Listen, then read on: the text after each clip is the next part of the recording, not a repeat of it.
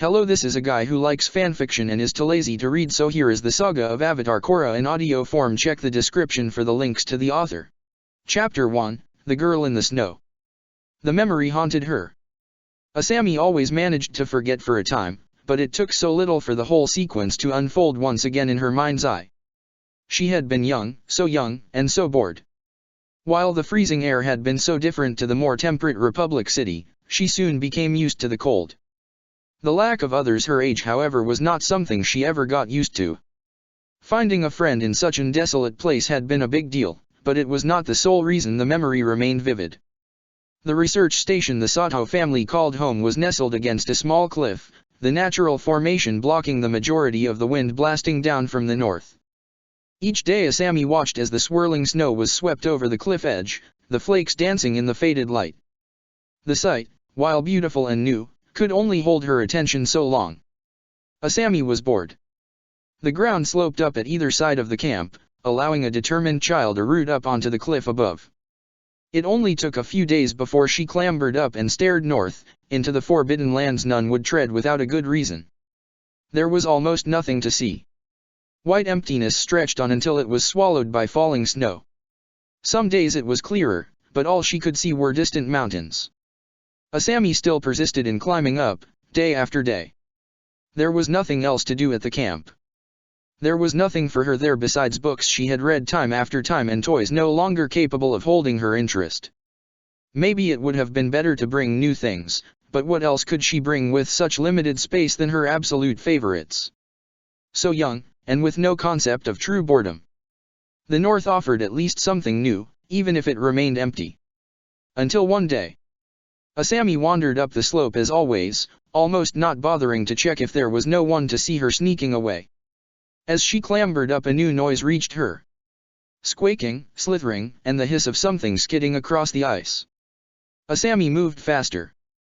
Otter penguins called to each other as a pack careened across ice and snow. They moved like lightning across the ice, the available area a little too limited for their movements. All too soon they hit a snowbank, forcing them to clamber to their feet and waddle back to a new starting position. Without another thought, Asami ran forward into their midst. The otter penguins squawked as she ran amongst them, the creatures eyeing her with nervous glances as she shrieked and blundered on the ice. The animals were new, exciting and different. They never stayed quite where they were, the group always shifting and milling around. Soon just watching the otter penguins sliding was not enough. As one threw itself forward, Asami grabbed hold of its back and rode the creature as it hurtled over the ice. This was the best day ever. Asami was not sure how long she played until she glanced back to check how far she had moved from the research station. A strange weightless feel settled into her stomach as she saw nothing but swirling snow behind her. Not a problem, the station was hidden by the cliff. Asami started heading back the way she came. The cliff did not come into view. She walked on further, still unable to see home. Asami glanced around in increasing panic. The otter penguins were somewhere behind her, nothing around her but snow. Asami kept walking forward. There was nothing else she could do. She stared around, searching for something familiar. Her shivering was becoming more and more painful, her face freezing, her ears burning. The wind howled around her. And something else? There was a new noise. Not an otter penguin. What animals could be found in the area? Was she about to become a meal for a predator? The wind swirled around her, nothing visible. Wait. There was a shadow to her left. She stared at the vague shape. To keep going forward towards where home might be or veer away from the threat. Was that another child? The figure drew closer. It was a girl. Her skin was darker than Asami's and she wore a dark blue parka. The girl held her hand out as she approached. Asami dithered, uncertain, the girl shielding her eyes from the snow. She clutched hold of the girl's outstretched hand and the light faded. The freezing wind was gone. Asami looked up in surprise. They were standing in what looked like an ice tent. Two massive frozen slabs met above her head, an ice wall to her left in between the slanted sides. The right side remained open to the air. No, there was something there. Asami reached out, her fingers hitting an almost invisible barrier. It was freezing beneath her fingers, a sheet of crystal clear ice. The girl looked away as Asami met her gaze, and eyed her with nervous movements. A polar bear dog peered out from behind the girl, looking between her and the stranger. Asami waved to it, and since the other girl was reluctant to speak, she took the initiative. "Hi, I'm Asami. What's your name?" The girl glanced at her, fidgeting and shuffling her feet. She licked her lips and spoke in a soft voice. "I'm not allowed to tell outsiders." The girl looked up, holding Asami's gaze for the first time. "Sorry," she added. "Is it a secret?" "Yes." She looked a little annoyed. Asami was unsure how to proceed, thankful when the girl continued. "Hey, how old are you?"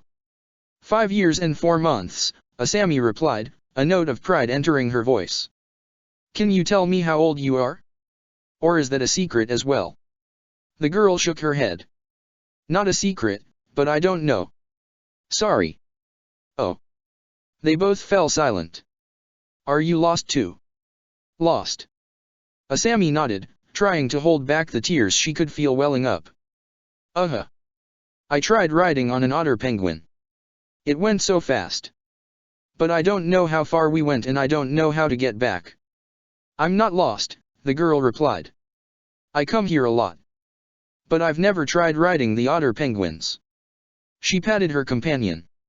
"Naga moves faster than I've ever seen them go." "Wow," said Asami, marveling at the polar bear dog.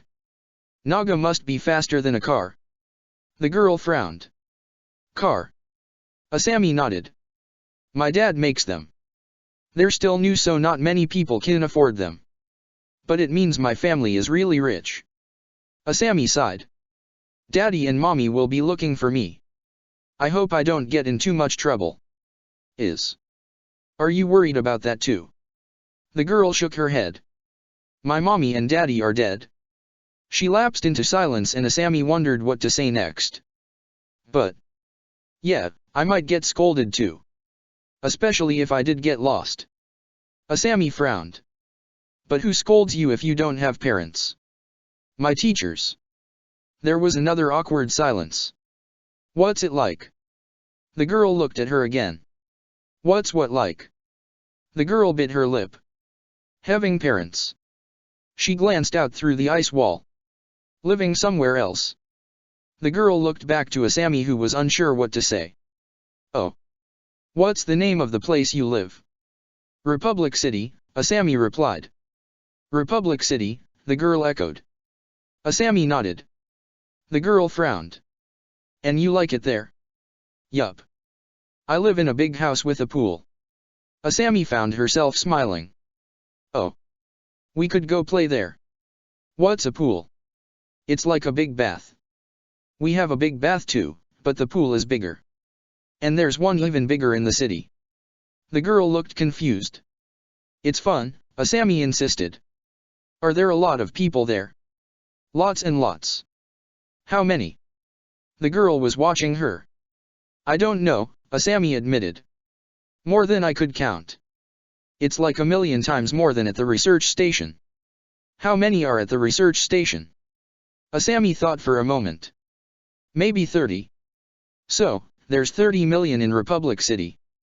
"Probably. But how can so many people live in one place?" Asami reflected on home.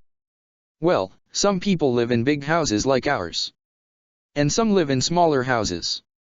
And some people live in houses on top of other houses." "What are houses?" "It's where you live with your mommy and daddy." Asami gasped, covering her mouth with her hand. "Sorry." The girl shook her head. "It's okay. So, a house is where people live? Where they eat and sleep?" Asami nodded. "Yep. And there are lots of different kinds of houses." Asami nodded. "But what do the people do in them?" "Do? They use them as somewhere to sleep and eat." "But what else do they do? Do they train all day?" The girl's hand clutched at her elbow. "I think some do. But a lot have jobs." "Job?" The girl looked baffled. "Yeah. All the grown UPS have them." The girl looked blank. Asami worried at her lip with her teeth. "It's something you do and get paid for." "Paid?" Asami sighed. Do you not have money? The girl shook her head. It's. Asami frowned. You get it for doing jobs. And you need it to get other things. Like cars. Which is my daddy's job to make. And that gets him loads of money. The girl's mouth opened and closed her mouth a few times. That's the second time you mentioned cars. What are they? It's like sliding on otter penguins. Or it might like riding on Naga. But lots of people can ride on cars. And they have wheels and make a noise like this. Asami pursed her lips together and performed a passable imitation of a Satomobile. The girl started laughing. How do you do anything with all that noise going on? Asami was smiling. You get used to it. And it's not that bad. And not everyone has a car. She studied the girl. You should come with me. There's loads of room at home. And you can see the statue from my window. Statue? Asami nodded. It's huge. It's of the Avatar. The Avatar? The girl looked curious. Yep. He helped start Republic City. And he saved the world. I'd like to see that, the girl said, her voice slowing as she spoke. She frowned, staring down towards the ground. Asami looked through the ice. The snow had stopped, but the sky was growing darker. The first stars were visible high overhead. In the silence, Asami realized just how cold she was, everything around her frozen. She shivered, her teeth clicking together as her body shook. Wrapping her arms around her torso, she started jigging on the spot and trying to warm up. Cold. The girl was looking at her with concern. Asami nodded, wondering how the other girl seemed so unaffected by the low temperature. The girl crouched and cleared a hollow in the snow in the middle of the shelter. As she sat back on her haunches, she moved her arms with deliberate yet uncertain motions. Fire leapt from her hands, pooling into the hollow, the depression growing deeper as the snow melted. Asami started forward, enjoying the warmth as she neared. The racking shivers vanished as heat seeped into her frozen form. I had no idea you were a firebender, she exclaimed. The girl allowed a tight smile to appear on her lips. I'm still not that good at it. This is the most fire I've ever produced. I'm glad you can do it at all. Asami stretched her hands out as close to the flames as she dared. She looked at the girl opposite her. Do you want to come back to the station with me? Then we can both go back to Republic City and see the statue. The girl smiled, but it did not seem a happy expression. I really would like to. But I can't. I really can't. I'm not allowed to. Why not? My mommy can talk to your teachers if you like. There are more teachers in Republic City for you to meet if that helps. And it would be better than living up here in the cold. I do want to. It's just dash. Asami. Asami sat upright, listening. The call came again. That's my mommy. She raced to the ice wall, peering outside. The girl joined her. So they came looking for you. She murmured. I'll get this out of the way, she added in a louder voice. With a sweep of her hand the wall dissolved. Asami took a few steps forward and turned as her mother called her name once more. Can I come see you again tomorrow? Asami asked. You can meet me here if you like. I'll remember now to get here when we head back. Asami. The voice was close. Asami turned and ran forward before the girl could reply. She just needed to see her mother first. Let her know everything was fine, then get her to talk to her new friend. The rescue party crested a near-invisible ridge in the snow a moment later and her mother crushed Asami in an embrace. It took a long moment for her mother to release her hold. Asami turned to call the girl over, but her shout died on her lips as she looked back. There was no sign of the girl or the shelter. Asami frowned, looking around the desolate area, seeing no disturbances other than her own tracks. They seemed to originate from nowhere. Asami? What is it? Her mother looked concerned as she turned back to face her. My friend. She was just here and she helped me stay warm. But I can't see her anywhere. Friend. Her mommy blinked, looking past Asami. Honey, there's no one here. But there was, Asami insisted. Asami never saw the girl again. Both her mother and father forbade her to ever leave the camp without them, and she now had to spend all her time with them both. She hoped the girl was not waiting for her out in the snow. Or had been, but now concluded Asami did not want to see her again. If only she could see her once more, explain what had happened. Now she worried that the girl thought her a liar. There had been a grudging belief from the adults that Asami had indeed met someone, but several searches failed to turn up either the girl or a settlement she might have originated from. Time wore on and the Satos returned to Republic City. But no matter how much time passed, Asami never forgot the curious girl in the snow. The one who had bent fire. But it had been more than that. She had bent water too, the shelter was proof of that. It had not been so important when she was younger, but as she grew older, she realized those actions told a vital story. A girl who could bend more than one element. Someone like the Avatar. Not once in recorded history had anyone other than the Avatar manipulated more than one element. The time frames matched well enough. And the search for the Avatar had been going on for years now. The thought haunted Asami in the dead of night, what if that girl had been the Avatar?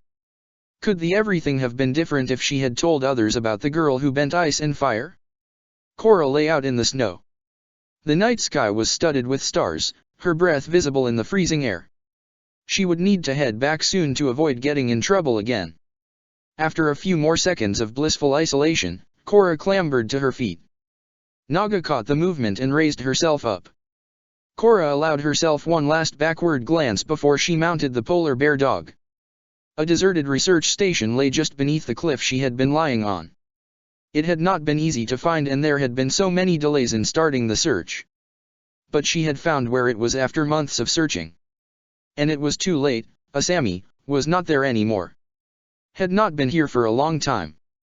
Korra came back whenever she could, hoping against hope she might one day find her only friend waiting for her even as years passed. She had been worried that day they met, reluctant to even contemplate letting Asami's mother meet the Red Lotus.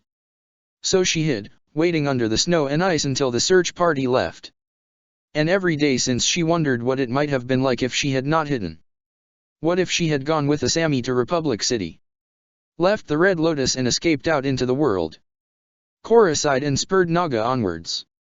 She could daydream all she liked, but it would not change her current circumstances. Now she had to worry about getting back before another scolding. Book 1, Healing.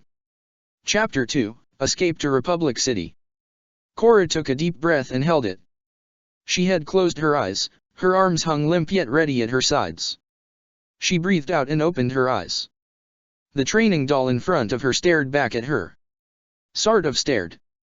The doll had no features, just the vague semblance of a face.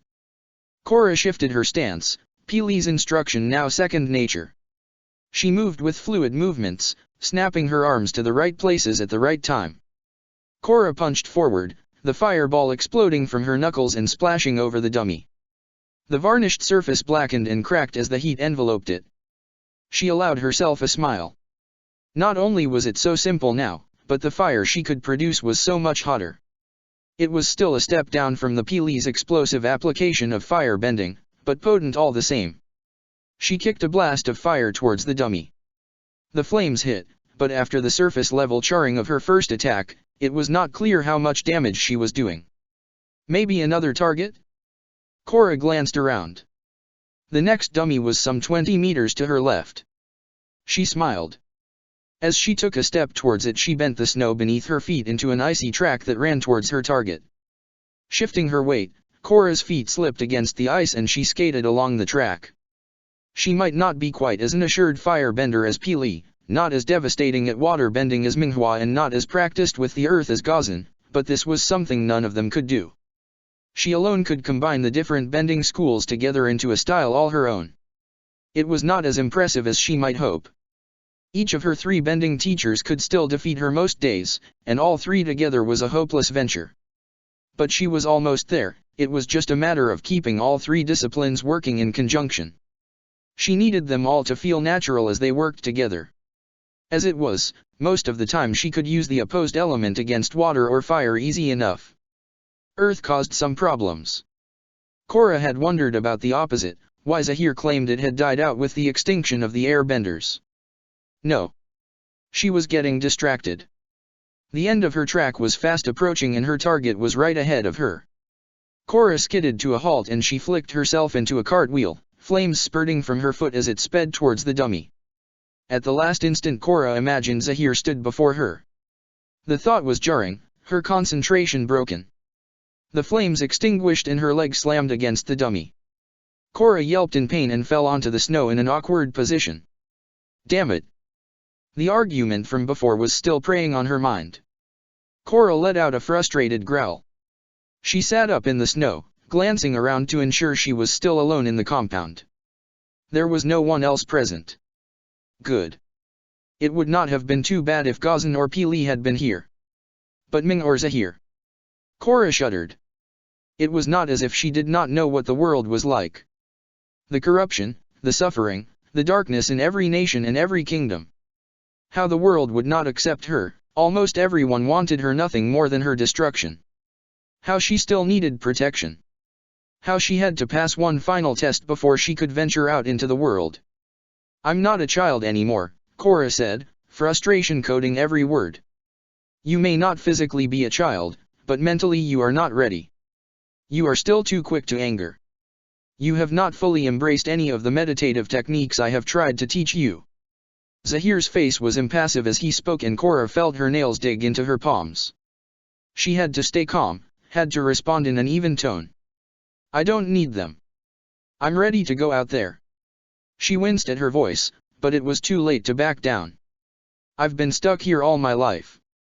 I want to see outside. I want to see the rest of the world. I want to go to Dash. Korra cut herself off, not daring to mention the one city she knew the name of. The place Asami lived. Zahir shook his head. Your whining makes little sense to me. You have the freedom of half a day's travel from here. What place would you wish to go to? He was staring at her with a suspicious gaze now. Anywhere. Korra fidgeted in the silence that followed. I want to begin my mission. I want to go further away. Impossible. You are simply not ready. Then maybe I won't save the world. Maybe it can just fall apart without me doing anything to help it. Korra smiled at Zahir. How dare you? Ming exclaimed from behind her. Korra turned, startled to see her other teachers watching from the doorway. You have a destiny. If you do not fulfill your role, we will all perish. Korra snapped back before she could think. Then I don't want this destiny. If the world needs me so badly then I should be able to see it. I'm not saving it on someone else's say-so. Ming opened her mouth to respond. Enough, Zahir barked from behind her. Korra turned to face him, scowling. Her only non-bending teacher glared at her. This attitude, this childish show of disobedience and flippant disrespect for your role is exactly why you are not ready. Zahir paused and spoke again in a lower tone. We have given you free rein with your time and travel outside of your training. The restriction on the distance you can travel is for your own safety. But dash. Korra, can you defeat your teachers consistently in training? Yes, Korra replied, looking away. You know that is not true. He gestured behind her, but Korra refused to turn. You have been given the best teachers we could trust, but do not for a moment delude yourself that there are none stronger than they in the world. If you cannot defeat those with your best interests at heart then how can you possibly cope with a tougher opponent? I'd find a way, Korra muttered. You would fall before you achieved a tenth of your objectives. Do you truly wish to make the world suffer longer?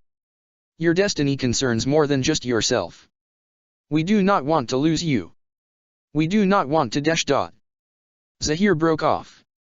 You will stay here until we feel you are ready to take the final test. Can I go? Korra asked, still staring at the ground.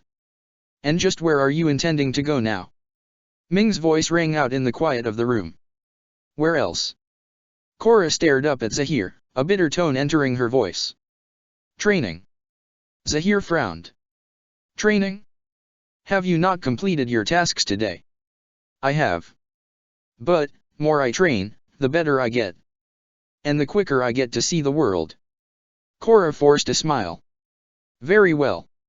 Zahir looked furious but still gestured towards the training ground. Train. Korra strode away. She stopped a few paces away. Next time we talk I'll have questions. Questions? Zahir asked. What kind of questions?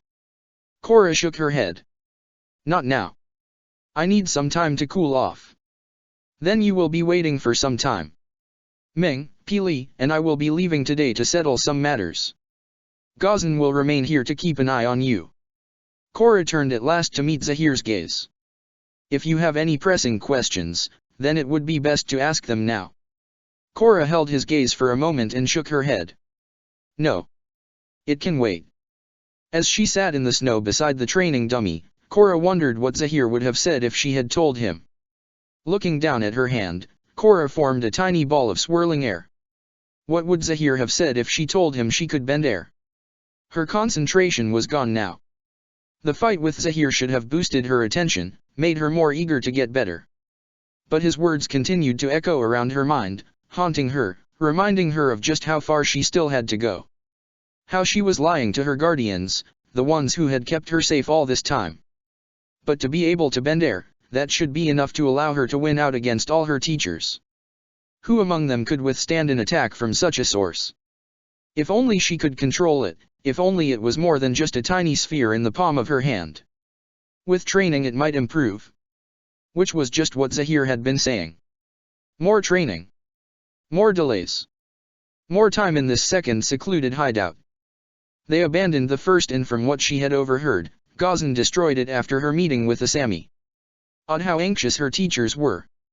She had not told them of Asami, nor allowed any vital details to slip out in that brief conversation the two of them shared. But despite the passage of time, Asami's words were still vivid in memory. Republic City, a place with more people than she could imagine. Where they lived and mingled and worked. Where some had cars, entities capable of fast speeds and terrible noises. Asami had been the only person even close to her age she had ever met. Which in turn had led to other elements of recent conflict with Zahir. All her life her teachers told her over and over again of how dark the world was, how full of suffering and conflict. How those in power did not wish for her to fulfill her destiny. And yet, Asami had been happy, excited and content. Maybe she was one of the oppressors? Maybe she thought how things were was fine. But it did not sit right. There was a consistent vision in her head of the evils out in the world. Asami bore no resemblance to them. She had not even suspected Korra's identity and made no mention of it. What then did that one encounter say about everything repeated to her over the years? She needed to see for herself. Needed to see what the world was like, see, feel, and experience it all firsthand. At least now she had a little more freedom. Freedom and dreams. Another thing she had refrained from mentioning to Zahir. The visions came with more regularity of late, leaving her anxious and making sleep impossible. The most prominent element was a bearded monk with a bald head and a blue arrow inscribed across his head. He seemed to be meditating in a similar manner to the techniques Zahir tried to teach her. The monk was the most prominent element, but there was also a girl with a similar skin tone to her own. The dreams seemed like scattered memories. Along with the monk's meditation there were glimpses of a family life. She saw the monk and the girl spending time with each other, happy and relaxed, joined after a time by a child. And she was a waterbender. Was this her family before she lost them? Korra wanted to believe so, but it did not quite fit. Something about the monk jarred with her mental image of her father. Illogical, she had only the most fleeting sensations and feelings than clear images. The girl with the monk was not who came to mind when she looked in the mirror and tried to imagine herself older, happier, more at peace. Even imagining a relaxed reality was difficult. Her destiny was an unwanted burden that served to keep her bound, separate and other. And why should she be? As the Avatar she should be more powerful than anyone else. She should be able to make her own decisions and no one should be able to stand in her way. There was no need for a protective guard, not least one for whom all their words felt wrong somehow. It felt as if her teachers omitted certain things or expressed them only as half-truths. She could bend air. The airbenders could not all be gone. Could the monk, the one in her dreams, teach her how to bend the air? Zahir often talked as if he should have been an airbender, had he born to other parents, if the talent had passed to him. but he remained the odd one of her teachers, the non-bender teaching her meditative techniques like the airbenders of old. If she found the monk, she might become a true avatar. Korra sighed. It was a nice thought, but she was here and the airbenders were elsewhere. Korra crept up the spiraling stair that led to her room at the pinnacle of their fortress. Flopping by the window, she looked out into the vista of ice and the boundless, almost endless sea. Chunks of ice floated and drifted in the sea currents. The night was clear and she could see the stars. Somewhere out there, beyond all that water, was the place called Republic City. Were there airbenders there? Korra smirked. If only Naga could fly like those bison in her dreams. She could sail away over the walls, off the coast and across the water. And no one could stop her. Oh, Ming might try to drag her down with water whips, and Pili could try and shoot her down, but she would sail up above them all and in safety. Or perhaps if she could control air better, all she would need was a sail of some kind as she drifted out beyond anyone's reach. Korra's stomach lurched. No, that was not a solution, it would mean leaving Naga behind. Would that her limited airbending be at least consistent? There were days when the sphere of air was as simple as clicking her fingers. On others, try as she might, she could not even muster a breeze. The monk seemed to be key somehow. On nights when she dreamt of him, when he seemed real and solid after waking, those were the days when her skill was at its peak. Where the very nature, the technique of bending the air seems almost in her grasp. If she could just understand one last aspect, if she could just grasp the basics, she would be there. The Avatar, master of all four elements. And yet another secret, Korra remembered scattered words the monk said. Some were vague, others garbled. Some evaporated upon waking. But there was a consistent theme, a warning in the man's words. It was dangerous to trust the Red Lotus. Of course it would be easy to consider this trickery of the corrupt world, a way to turn her against her guardians. And what would her life have been like if the Red Lotus had not taken it upon themselves to guard her? But there remained a doubt. The monk said other things, all vague and unmemorable by morning save for one. Saifu Pili had been a weapon once. She was once imprisoned by a warlord until her rescue by Zahir. Korra did not know what to make of this one scant piece of information. There was a perverse thrill in keeping all these secrets from her guardians. And yet more than anything she wanted to know the answers. Wanted to ask those questions. Could she trust the answers she would receive? Could she have maybe told Gazan in secret? He remained the easiest of the quartet to talk to, the least brusque and most relaxed. But could she depend on him to not tell any of the others? Uncertain. Frustration filled her. No. She should calm herself. Korra sat up and got into the right position for meditation. She knew the techniques Zahir taught her, but this was the first time she had done this alone. The monk appeared before her eyes in moments. Korra gasped, almost opening her eyes. She resisted, watching, and waiting. It was the most vivid she had ever seen him, and, when he spoke, his voice was crystal clear. Come and find me, Korra. Her eyes snapped open. It had sounded like he was in the room. She looked around, her gaze drawn up to the moon. Was there something there? Another movement below distracted her. The sea reflected the night sky, disturbed only by the waves. Wait. Those did not look like normal waves. Or rather they did, but the water was moving in the wrong direction, washing away from the shore and out into the open sea. A sign. Come and find me, Korra. The temptation was too strong. Korra grabbed for the bag she took for her longer distance explorations and shoved a few supplies inside. Water, a few snacks, one change of clothes. She was hurrying and her movements becoming clumsy. She hissed at herself to calm down, but she could not go slower. Every minute delay brought the return of Zahir that much closer. Not that he was due back tonight, but the sensation in her stomach would not leave. She had to move. Korra ran through a hasty inventory in her head as she turned in her room, looking for anything else she might need. She paced on the spot as she tried to hold herself in check. Naga was in the stable set at the base of the tower. And rather than tangle with guards or Gazan, she was going to take the direct route. She had entertained this notion over many years, drop from the window and bend the snow into a deep enough drift below to cushion her fall. From the ground it looked plausible and easy. From her room, well, somehow it looked fatal from up here. She took a deep breath, setting one foot on the windowsill. She could do this. Korra looked down. She could not do this. If the timing was off, the best she could hope for was a broken leg. If she succeeded, who knew what awaited her out there? No. She was going to do it. Going to jump. Okay. On 3. 1, 2, thr. Could she bend the snow from here? Korra leaned down, fingers reaching out to the snow. It did not move. She strained for a few more moments and slumped. Too far. She was going to have to jump after all. Her bag slipped from her shoulders and she stared at it. Why was she bothering to carry it? Why not drop it down now? The thought sent a thrill of realization through her. She could use it as an estimate for timing.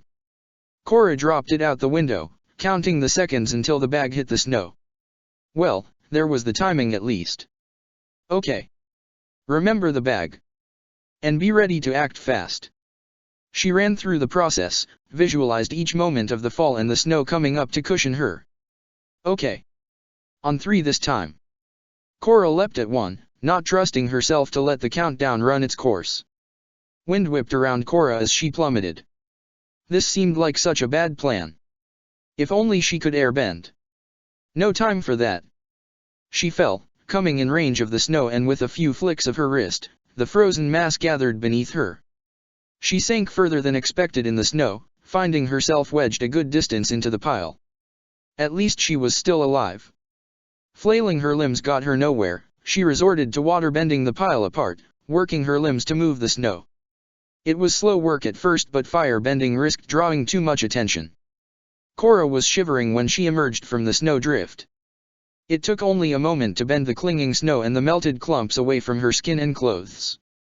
So far, so good. No one seemed to have noticed her drop from the tower. Now came the next tricky part. Holding her hands out in front of her, Korra snuck into the stable, shushing Naga before she even opened her mouth. "Come on, girl," Korra whispered. "We're going to Republic City." The polar bear dog looked at her with a curious stare as Korra placed the saddle across her back and guided her out into the open. Okay. So far she had done nothing wrong. Or at least nothing deserving of punishment. She could pass it all off as boredom, or a new trick she had conceived of, or any number of other reasons. Once she exited the compound, or rather once she was underwater, that was the point of no return.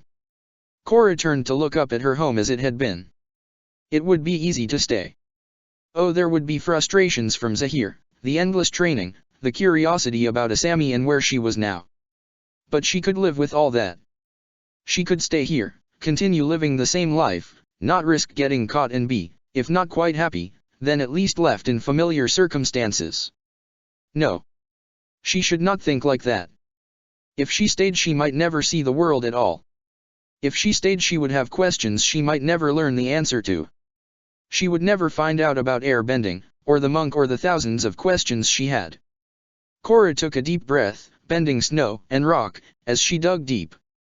Naga trailed behind her as she delved beneath the compound wall, moving on a direct line to the ocean. The water almost overwhelmed her when she breached the sand of the beach. It took a hasty few moments to form a bubble wall to prevent her and Naga from drowning. Concentrating, Korra collapsed the tunnel behind her, balancing the water and earth bending together. No way back now, she had to go on. A few more movements let the water flow around both her and Naga in a perfect sphere. It rolled forward under her control, and only now did some of the unsuitability of the plan occur to her. The water was almost black, the light from the stars near invisible even though they are not that deep. She could fire bend for light, but that would use up their limited air quicker still. Korra paused in frustrated panic, having come so far and yet encountered a stumbling block so close to victory. She could just press forward with the bubble along the ocean floor, hope for the best and work around or over obstacles as she ran into them. Not encouraging. Maybe try to keep the bubble floating? Korra pushed forward, setting the bubble moving, herself and Naga walking along the underside.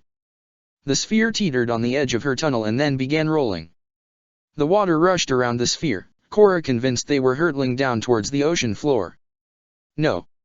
Something was different. They were moving up and forward. It was hard to see, but she could sense it.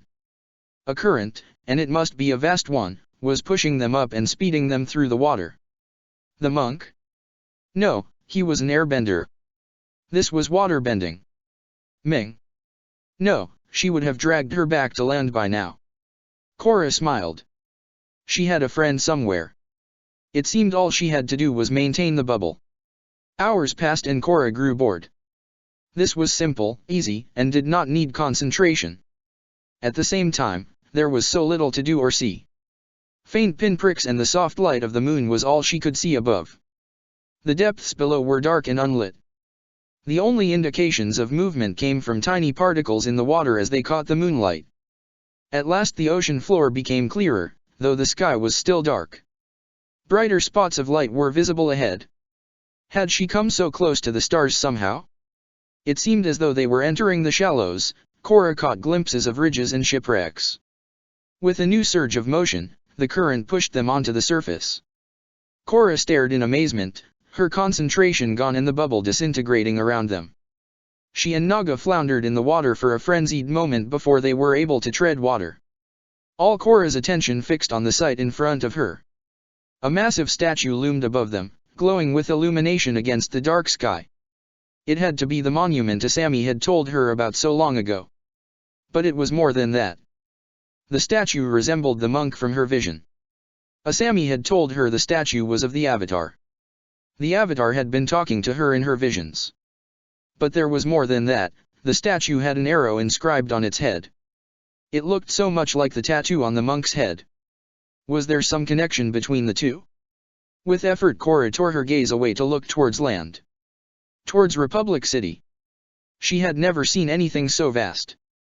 There was another nearby island. Whatever was there seemed important. There were guards on duty. She had had quite enough of armed protectors for a lifetime.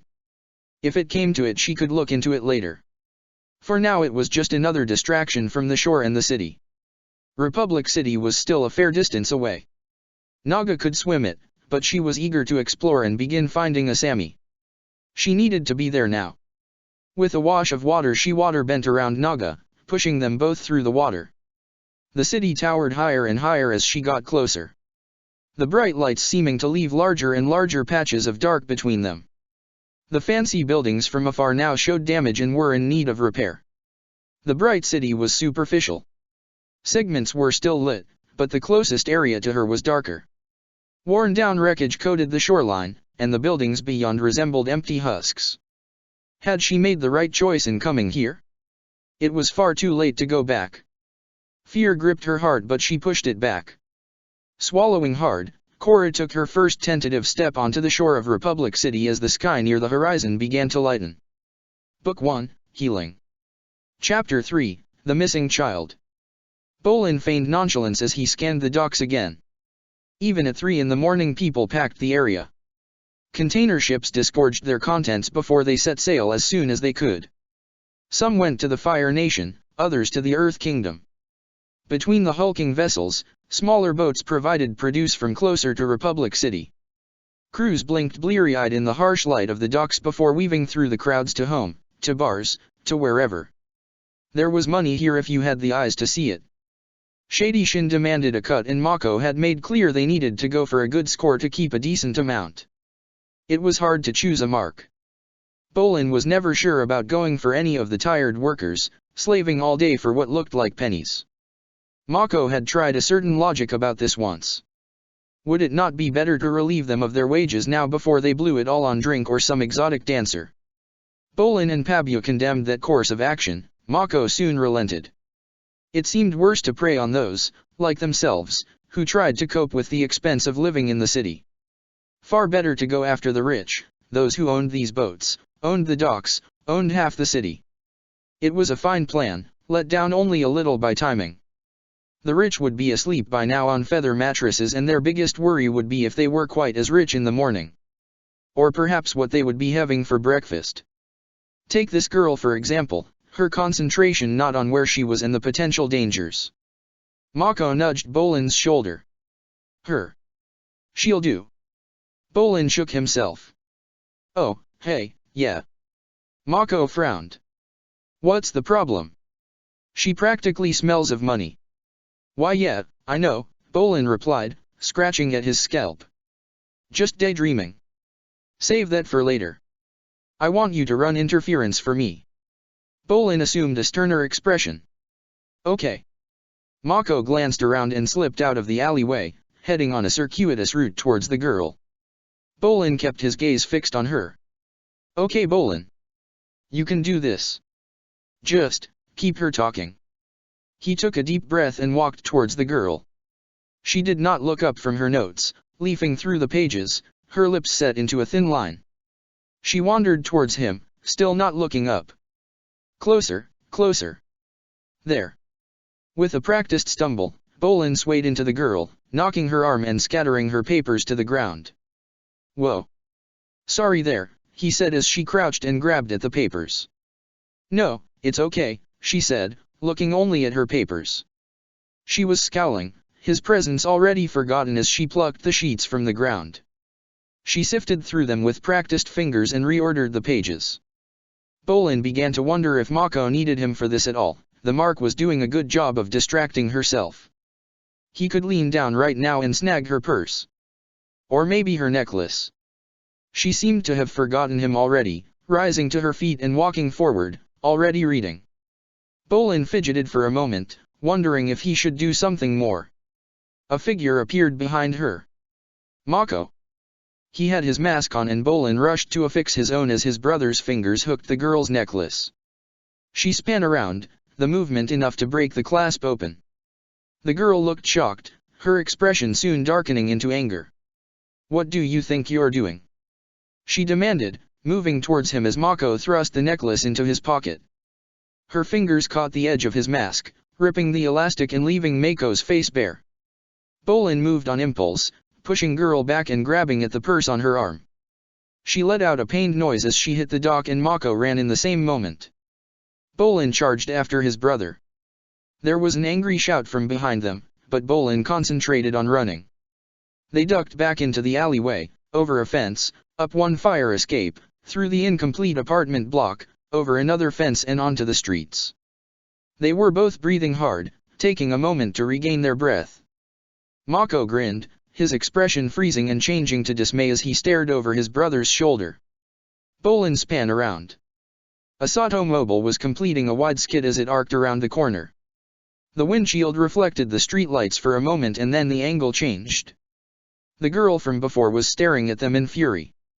Run, Mako yelled, hurrying towards the alley across the road.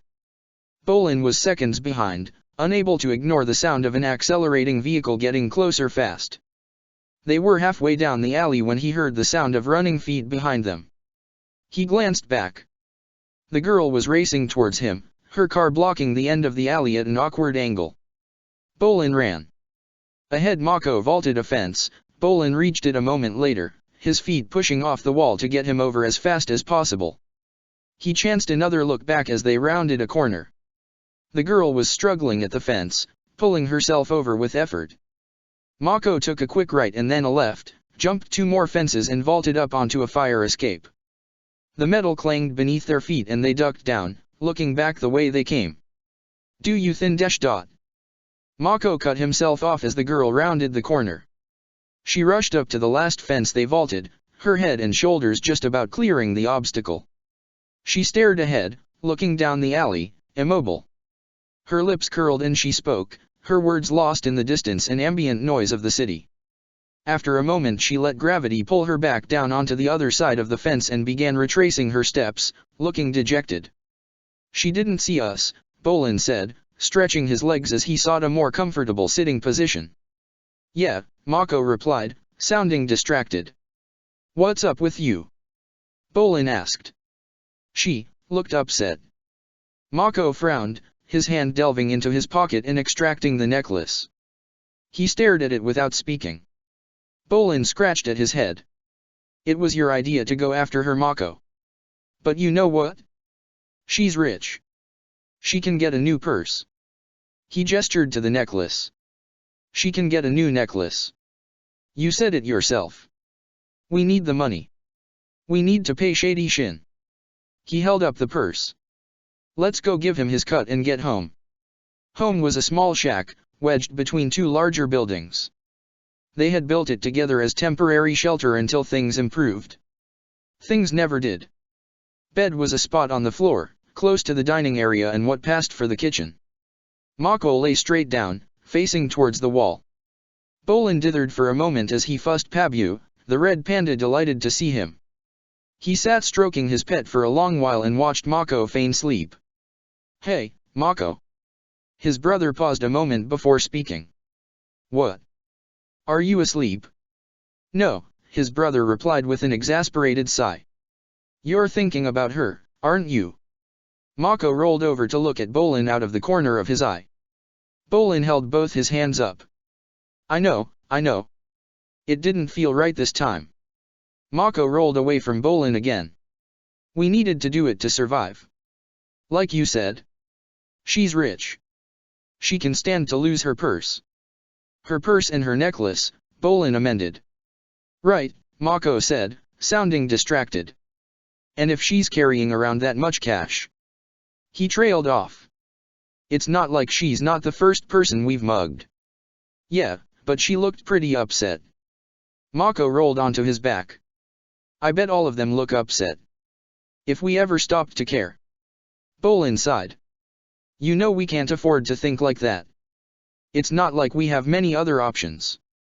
She was just a little different to normal, no one else has ever chased us that far. Did you see how angry she looked when she drove after us? Bolin watched his brother with care. And I don't think we ever robbed a hottie like her before. Ah, she was something else. Drop-dead gorgeous, beautiful hair. Yeah, Mako murmured. His hand shifted under the tiny, threadbare blanket and withdrew the necklace. You kept that? Bolin exclaimed. Mako remained silent, staring at the stolen jewelry. Oh, Mako. What if Shin finds out? Mako sighed. Relax. Shin's not going to find out. The purse was enough. He didn't need this too. Yeah, but, if we gave him that too, maybe we'd have enough money for 3 days instead of 2. Bolin narrowed his eyes. Instead, we're poorer and you're suddenly concerned with random people you don't even know. Mako did not reply and instead fumbled with the locket suspended from the necklace.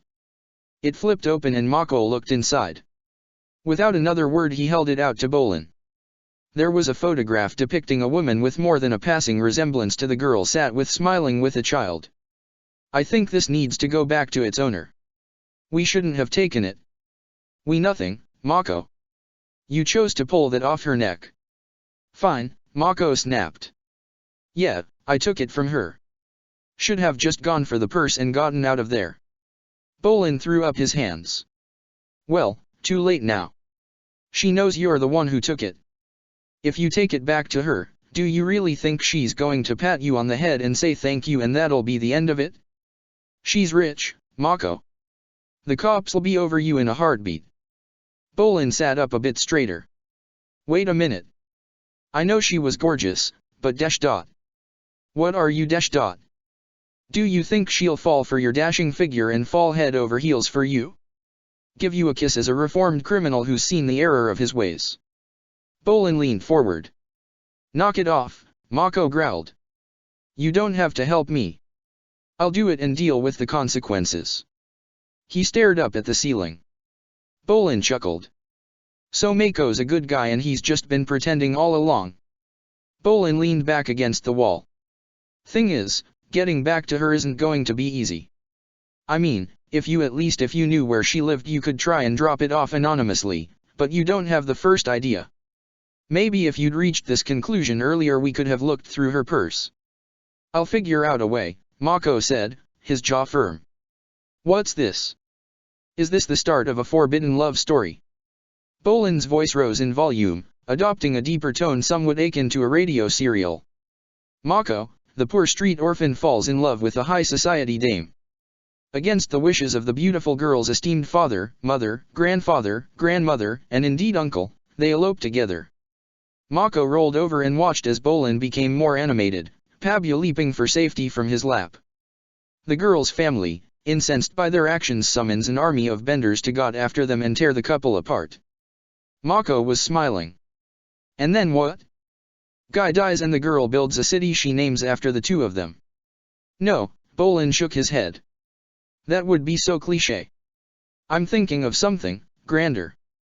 He fell silent, a glint in his eye. And this grander thing is? Bolin stretched his hand out in front of him and described a wide arc in the air. The Avatar. The Avatar.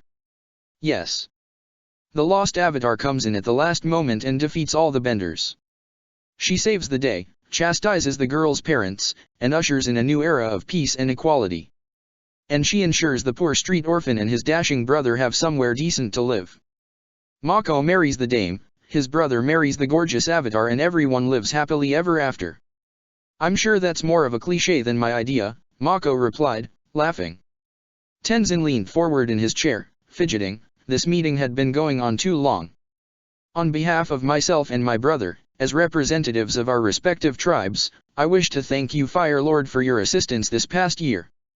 Unalak and Tonrik leaned forward towards Izumi, who acknowledged both with a nod. Given the Earth Queen's recent actions, and her increased hostility over the last year, I do not think I could have refused the aid, she replied. Tonrik looked at Unalak with concern. Unalak nodded, his face grave as Tonrik spoke. Fire Lord, we have a further request. Our economies are being destabilized by the influx of refugees from the Earth Kingdom. He trailed off, glancing down at his notes. It is not as if we are not prepared to give aid to those seeking to flee the oppressive regime of the Earth Kingdom, but there are limits to what our tribes can bear, Unalak interjected. Izumi smiled. Do not concern yourselves. The Fire Nation will extend to you humanitarian aid to assist with these issues.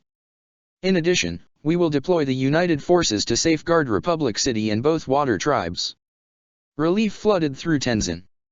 I trust they will be sufficient to no longer require my presence in the city. Izumi frowned. Naturally. If you have some pressing other. She trailed off, her expression faltering as there was a change in the air. Oh. The room was silent for a moment.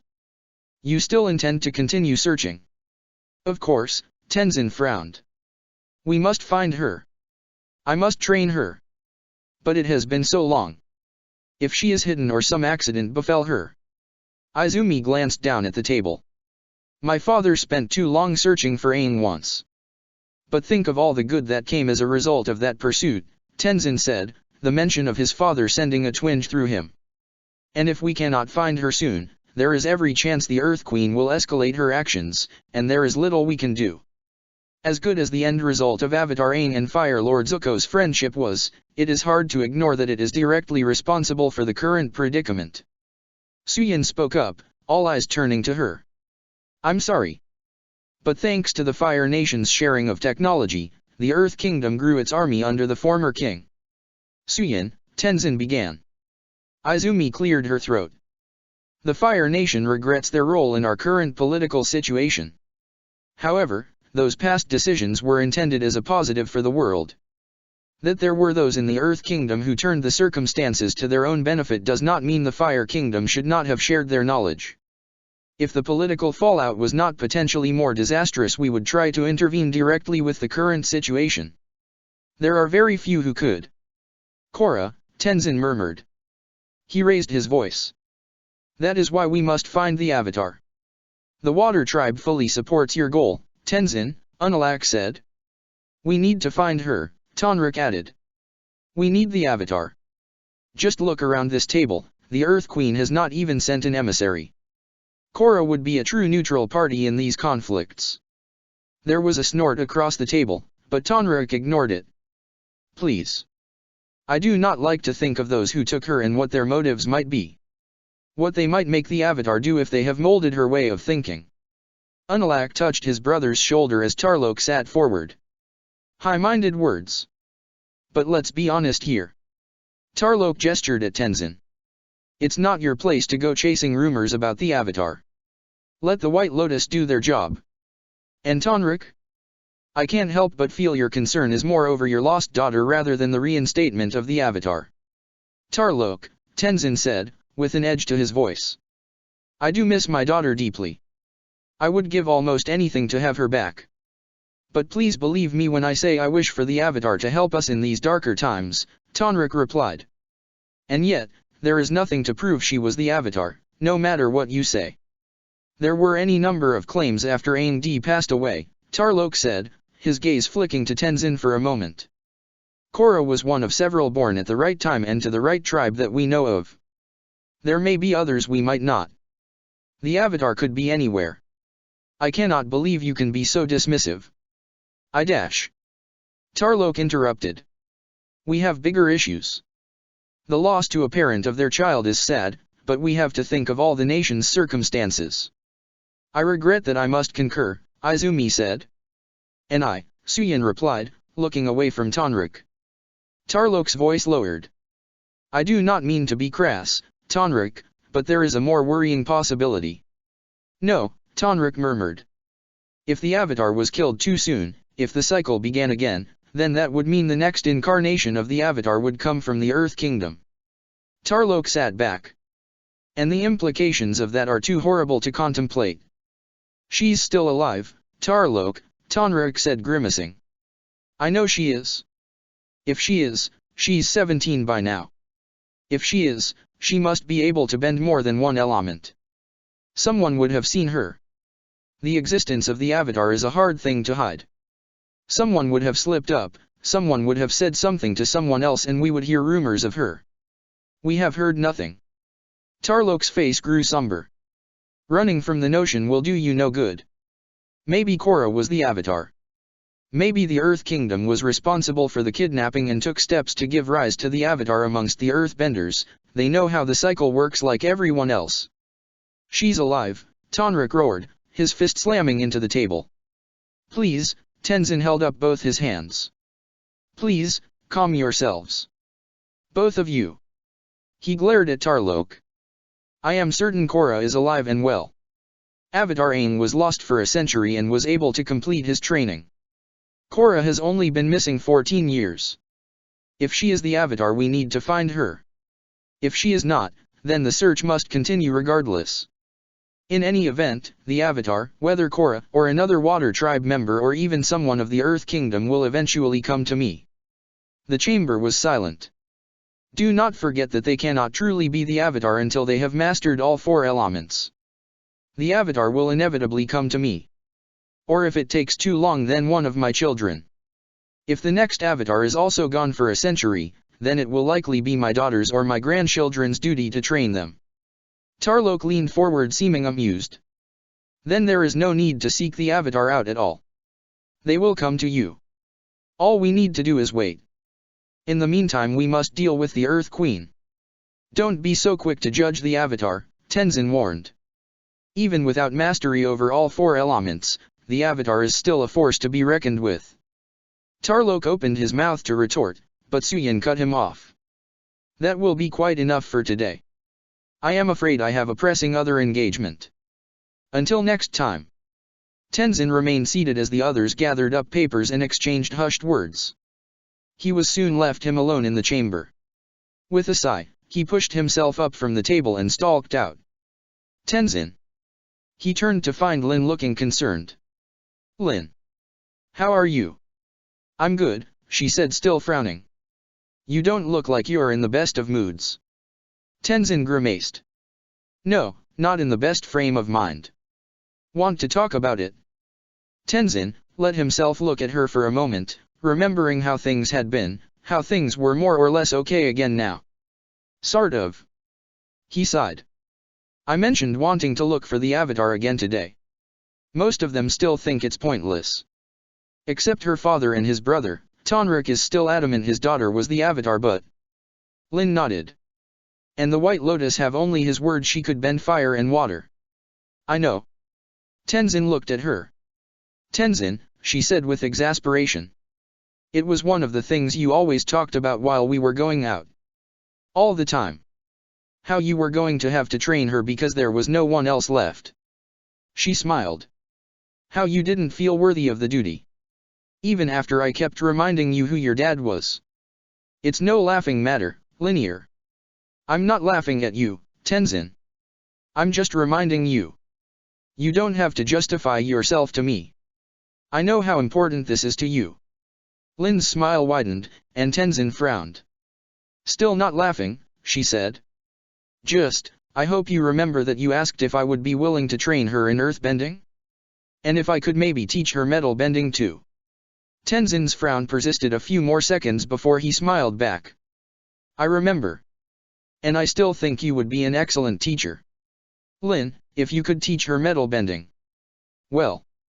That's something Dad never got the hang of. Lin smirked. Mom did say earthbending gave him the most problems back in the day. It did. He and Mother did not start on the best foot with your mother when they first met. That's Mom for you. Lin cut herself off as a metal bender hurried up to her. Ma'am. We've had a request for assistance at the docks. A waterbender migrant is attacking the harbor patrol. After so long, Senna could for the most part get through the day without her thoughts straying to Korra. Even if she did realize she was trying to turn her thoughts away from her kidnapped daughter, the sting of sorrow did not last long. She had to not dwell on Korra's whereabouts, her health, the long years without her parents. It worked well enough until today, when she ran across the cot Korra used as a child. The memories overwhelmed her in a rush and she sat in silence as she worked through them. It was better to face them. If she tried to distract herself, her mind would only remind her later of her lost, beautiful daughter. 14 years ago the most pressing question had been whether Korra would be a waterbender like her parents. But even by age 2, Korra showed no predisposition towards bending. If she was a waterbender, she was taking longer than normal to exhibit the inherent ability. Senna's own mother commented on more than one occasion she had been certain her daughter began bending while still in the womb. Time wore on and Senna found herself daydreaming, what if Korra turned out to be more than just a waterbender? The Avatar would be reborn to the water tribe in this cycle. Senna conceived Korra in the right time frame. What would life be like if it turned out she was the mother of the Avatar? Senna would sigh soon after the thought, just a daydream. How could she have borne the Avatar when Korra showed no sign of bending ability? The day the tent caught fire, the Avatar and bending were the last things on her mind. All she knew was that Korra was inside and in danger. She called to her husband in a panic and between them, they extinguished the flames. Senna did not waste another second, rushing inside to check on Korra. Her daughter sat on the floor in front of the blackened, damaged wall, sobbing. Korra, Senna exclaimed, sinking to her knees and hugging her daughter tight. Thank the moon you're all right. Korra sniffed, tears streaking her face. I'm sorry, she wailed, her head pressed against Senna's shoulder. What do you mean? Where had the fire come from? There was nothing there but some books and a few scattered decorations. There were no flints or matches close at hand. The fire seemed to have come out of nowhere. I made fire come out. And I dropped it. Korra said between gulping sobs. What do you mean? Senna asked with a sinking feeling. Korra leaned back. Like this, she said, a plume of fire springing from her hand. It splashed against the wooden floor, charring the wood. There was a hiss as the wood blackened and a thin stream of smoke rose up from the spot. I'm sorry. Senna shushed her daughter, her mind reeling. Korra was a firebender? She had never heard of the child of two bender parents skilled in another element like that. A chill swept through her. Was Korra not her daughter then? Had she been somehow substituted by the midwife? Senna frowned. No, the birth had taken place in this tent. Tonrik had been by her side the entire time and she had not passed out once. She remembered the child she gave birth to. The same child now wailed and sobbed in her embrace. There was no possibility of a switched baby. Korra was her daughter and Senna knew Tonrik was the father. But would he believe her if he knew Korra could bend fire? Would he think she had been unfaithful? Could he conceive that her daydreams might be correct? Is she okay? Tonrik asked as he entered their home. Senna jumped. She's not hurt. He looked relieved, his gaze drawn to the inner wall. What happened? Korra's wail grew in volume and Senna patted her back, shaking her head. Please, just let's leave it be for now. Tonrik frowned, but nodded. Senna was nothing but nerves through the rest of the day. She watched Tonrik out of the corner of her eye, doting on Korra and dreading nightfall. She braced herself for what she was about to say, entering the bedroom with slow, reluctant steps. Senna did not bother to undress and sat on the end of the bed, staring at the floor. "Senna? Are you okay?" Tonrik asked. She allowed herself a wan smile. "I don't know anymore." She took a deep breath. "The fire today. It was Korra's fault. Did she get hold of some matches or something?" Tonrik asked. Senna shook her head. "No. She bent fire." She braced herself for his reaction, readied herself to leave her home, leave her husband, take her child. She would need to try and find somewhere else to live as the temperature plunged and the populace sealed themselves in for the night. "She bent fire." Tonrik's voice tinged with disbelief. He fell silent and the seconds stretched out. Senna could not even bring herself to look at her husband out of the corner of her eye. "She'll need a teacher then. We don't want her to get hurt." Senna's head jerked around in amazement. Tonrik was staring at the ceiling. "Do you think?" she began. Tonrik completed the sentence and not in the way she feared. "That she's the Avatar? It's certainly possible." Senna flung herself forward, her arms reaching around Tonrik's neck and pulling him into an embrace. "Thank you. What did you think I was going to say?" Senna buried her face against her husband's shoulder. "I worried you might think I'd been cheating on you, and dash dot." She broke off as Tonrik's lips touched her forehead. "Senna, I love you. I trust you more than anyone else in the world. Korra is my daughter." His hand stroked her hair, his voice soft. "I would still think of her as my daughter whoever the father was." "She is yours," Senna insisted. Tonrik smiled and squeezed her tighter. Korra first bent water a few weeks later. Senna forbade her from fire bending, both inside and outside. The water bending was at least less risky, and Korra demonstrating the skill delighting Senna. If only it had not come while they were bathing together. Mother and daughter shivered as they watched as the last of the warm water vanished down the drain. Later that same day Tonrik wrote a note to the White Lotus in a second to his brother advising them of the situation. Korra was earthbending before either replied, and there was no doubt in her parents' mind, Korra was the next Avatar. Senna appended new rules to the no fire bending rule, no earthbending in the house or in the village, and never the three together. News of the Avatar's discovery would draw many different types of people. Korra was only 3, she was not yet ready for the pressures her destiny had set in motion for her. Senna and Tonrik made the decision not to tell Korra the truth about herself. Not yet anyway. Senna kept a close eye on her daughter, waiting for the day she airbent as well. Disaster fell a few days before the White Lotus arrived. Tonrik learned the details when he returned from fishing, a sobbing Senna awaiting him on the docks. A quartet of strangers entered the village hours earlier, a firebender, an earthbender, a waterbender and their non-bending leader. Each bender exhibited skill almost beyond measure. Even the non-bender was troublesome to any standing in his way. To his deepening horror, Tonrik learned the strangers kidnapped any child between 3 and 4. Senna had defended Korra as best she could, but she could not contend with all 4 of the strangers at once. A rescue team set out before nightfall, following the strangers' trail. It was easy. Too easy. The water tribe searchers moved with caution as the route led them into a nearby forest, perfect for an ambush. It never came. Instead they found a bonfire, the missing children huddled close to it for warmth. Each had a blanket and sufficient supplies for another 2 days. It almost did not feel like a kidnapping, more that the children had been on an overnight excursion. Except for one detail, Korra was missing. None of the children had the first idea why the group took Korra, who protested and struggled as they disappeared into the forest. To Tonrik and Senna there could be no mystery, the group had wanted the Avatar. With great reluctance Tonrik admitted their speculation about Korra to the rest of the village.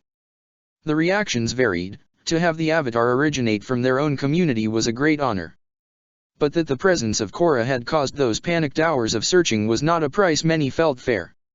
Tonrik begged the White Lotus agents to assist with the search. They agreed, though not without some reluctance and many caveats. Korra was not the only potential Avatar reported to them. For 2 days, Tonrik, the White Lotus and a few other villagers scoured the woods for clues. But contrary to the easy trail before, the kidnappers obliterated their trail. There was no trace of the group or Korra. Whispers haunted Senna and Tonrik ever since. Why had they only kidnapped Korra? Because she was the Avatar? Or was the reason much more prosaic?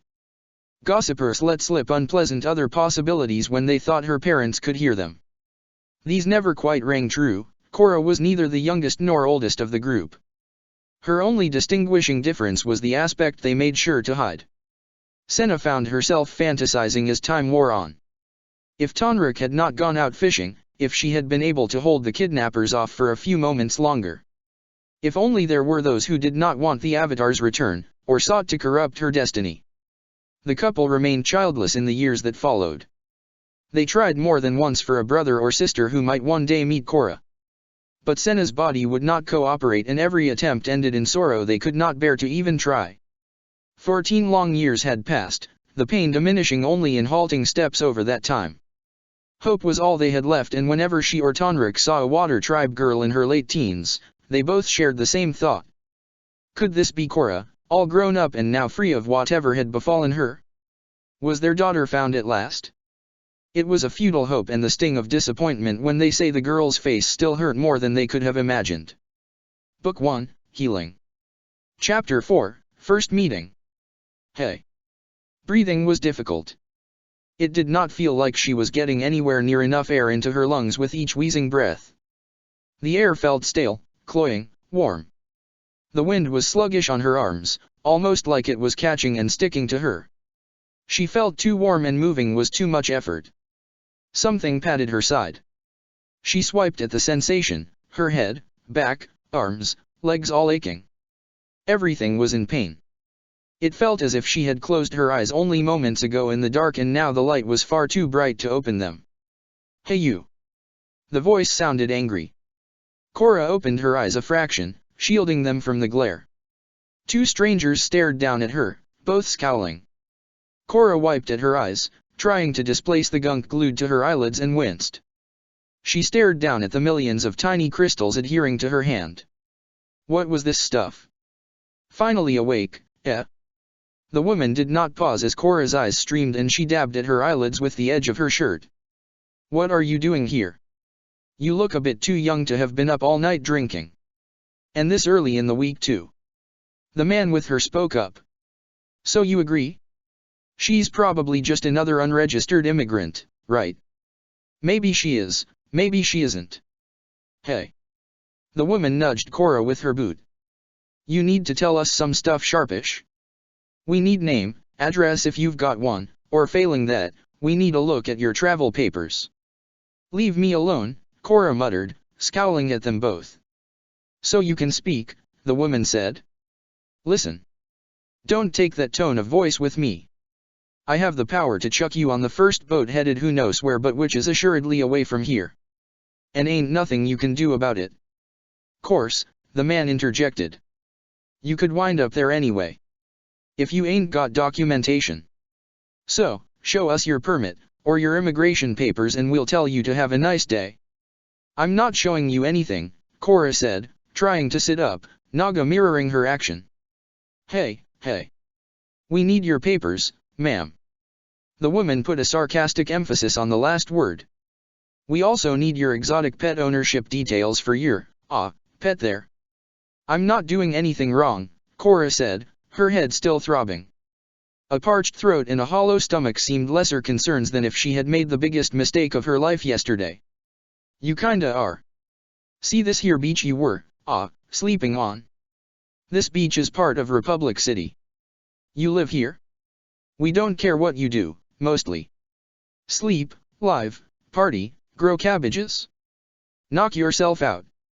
If you don't live here, well, then there's these really boring, but very important things called laws the tribes agreed on. Once of which is you don't get into this city without a passport and immigration papers. And if you don't have them, you get to go to the refugee center. If you're lucky someone will sponsor your immigration. Big if though. Chances are you'll be on the first ship headed someplace else. The man had the trace of a smile on his lips.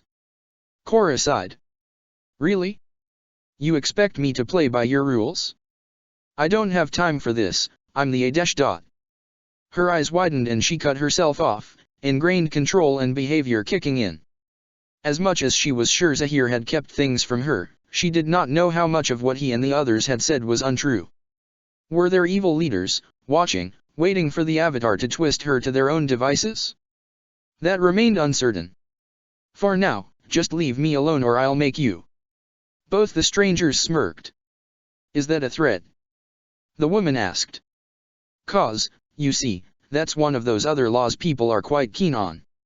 Resisting arrest is pretty bad. It sounded like a threat, the man added.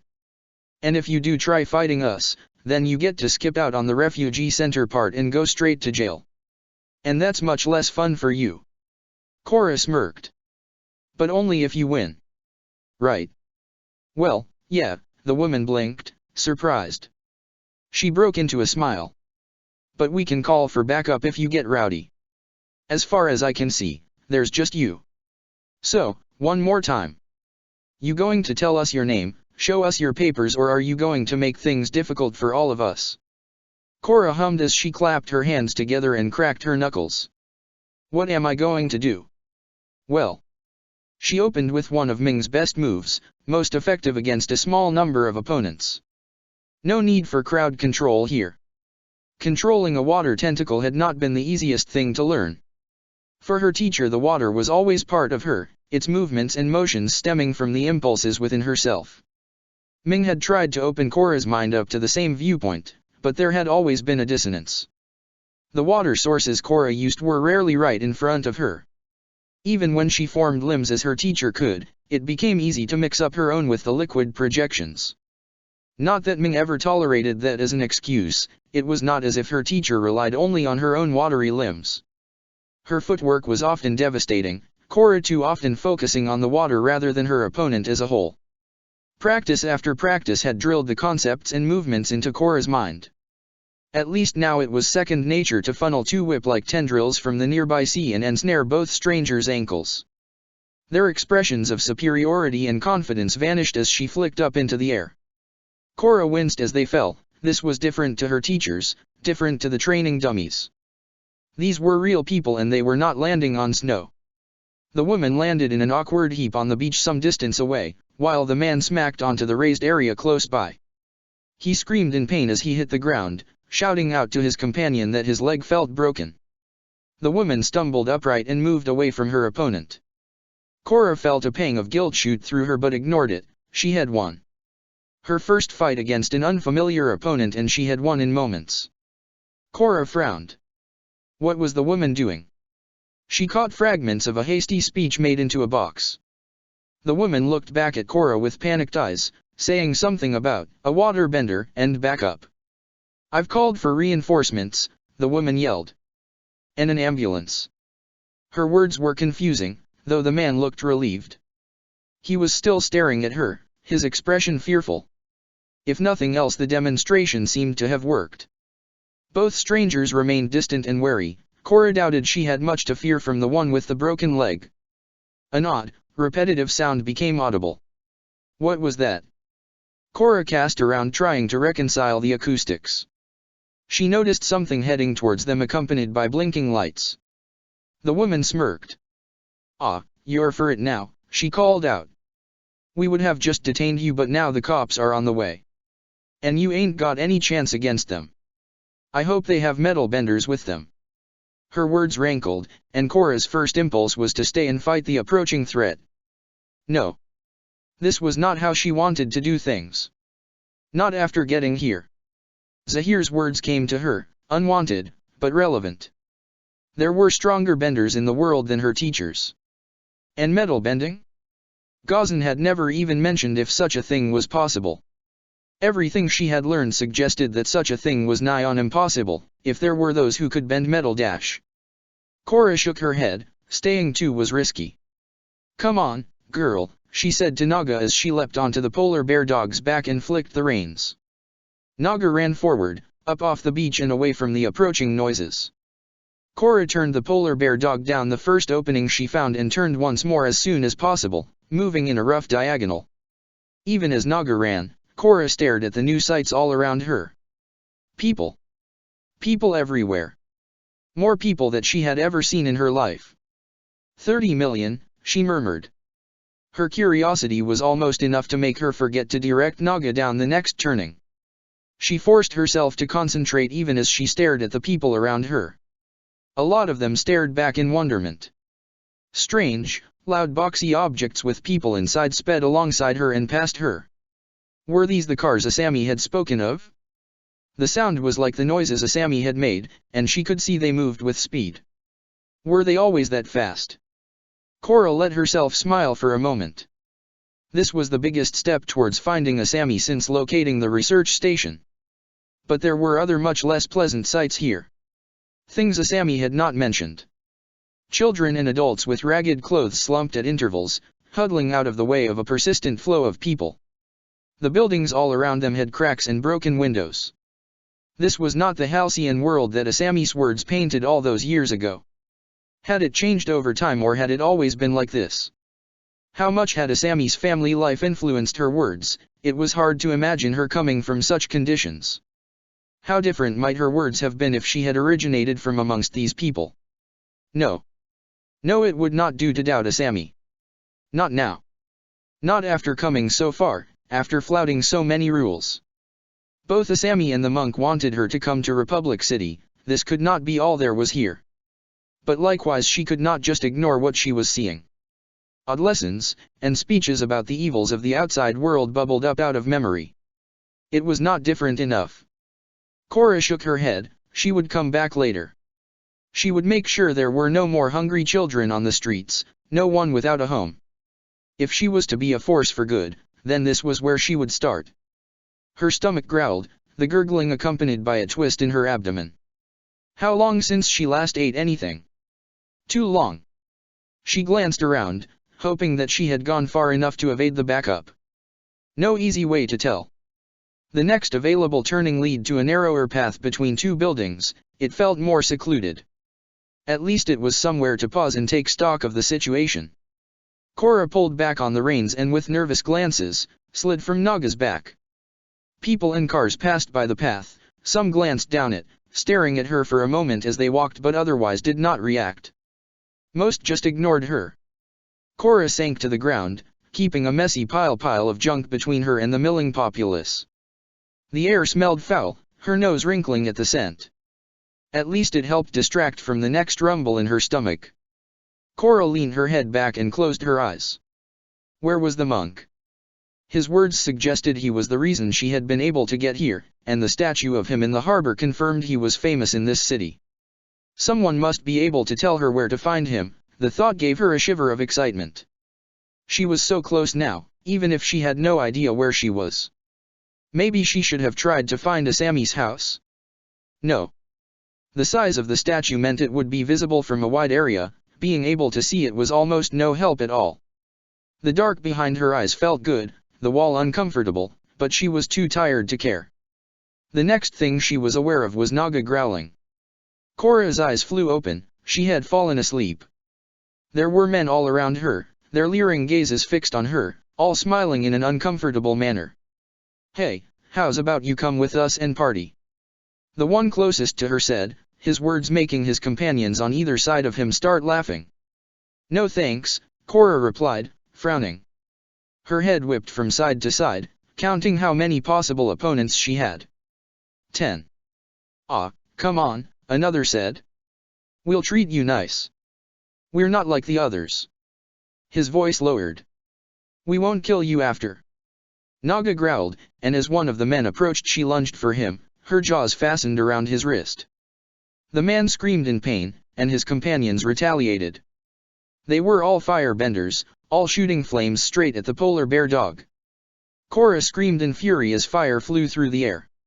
She moved on reflex, the fire pliable in her hands as she caught it before it could splash onto Naga. Bolin rolled his eyes. Mako still looked pensive even after what passed for a decent night's sleep. Sometime over the last day he picked up a new habit and brushed his hip pocket every few moments. Mako had not reacted well to Bolin's suggestion that he leave the locket at home, and pointed out anyone could break in and steal it. Bolin had to admit there was a possibility of that happening, but it still sounded preferable to Mako unable to focus on anything. And the constant checking to see if the necklace had somehow escaped his pocket in the last 5 seconds. The gang almost did not register as Bolin glanced down the alley, anything to avoid watching Mako fuss over his trinket. He looked back after a moment, his eyes widened at the sight. 10 men were hemming in a water tribe girl and some unfamiliar large animal. Bolin reached behind him, grabbing for Mako and pulled him against the wall. "Hey Dash," Mako began as Bolin shushed him. "What's the big idea?" he asked in a quieter voice. Bolin peeked back around the corner. "There's a damsel in distress right over there," he said. Mako peered around the corner and stifled a gasp. "Bolin, don't you know who they are?" "That's the Akai gang." "So? She needs our help. And maybe we can talk to them." "Criminal to criminal." He frowned. "I thought you were turning over a new leaf." Mako scowled. "It's not that simple. We can't just walk away from how we've survived." He peered around the corner again. "And them? They're not criminal like us. You must have heard some of the rumors by now." "Wait, you mean Dash?" "Oh," Bolin gasped. He straightened up. "Well, now we really need to do something." "No. It's very sad, but we will get ourselves toasted if we just wander up to them and tell them to leave her alone. Don't be a hero. Surefire way to get yourself dead." "You think they'd go that far?" Mako tilted his head to one side considering. "Maybe. Maybe not. But Shin did tell me they burn the hands of their enemies. Burn them to the bone." Bolin shivered and shook his head. "And so you're just going to leave her? Let them do whatever dash dot." The scream echoed down the alley and before he knew what he was doing, Bolin charged forward. His thoughts lagged a moment behind his impulses and after a moment he realized the scream had not been fear or pain, it had been fury. The gang looked on bewildered as the girl flung fire at them. The firebenders panicked as their flames splashed back onto them, their stances shifting. The girl did not miss a beat. She kept herself between her attackers and the animal as she punched fireball after fireball at the gang. They retaliated in kind, accompanied by insults, threats, and obscenities. Bolin stamped down onto the ground, directing the force down and forward. A surge of earth burst upwards, blocking the girl off from the gang. She stared at the obstacle in confusion as Mako ran past Bolin, reaching for girl's hand. She snapped it back, retreating a step and blasting a new ball of fire into his torso. Mako stumbled backwards, his fingers plucking at his clothes and evaporating the fire.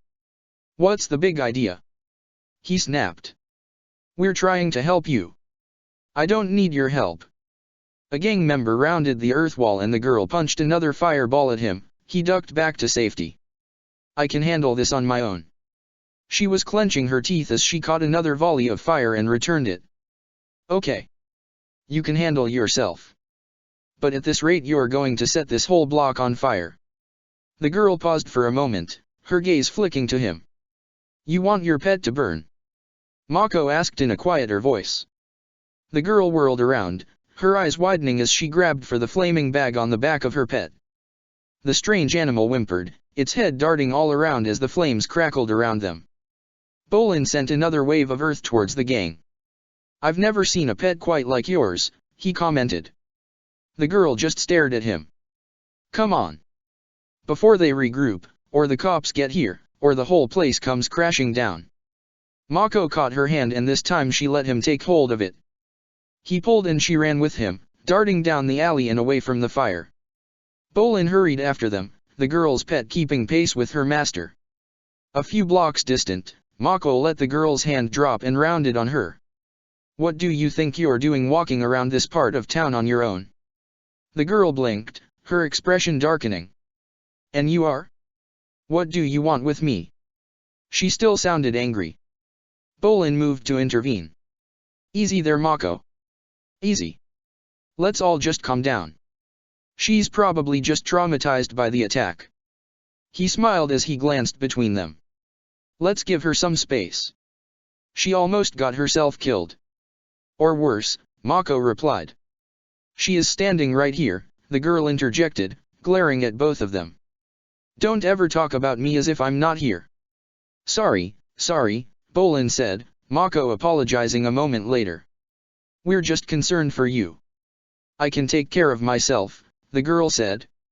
What is this place like anyway? I only arrived this morning, get woken up by people demanding things.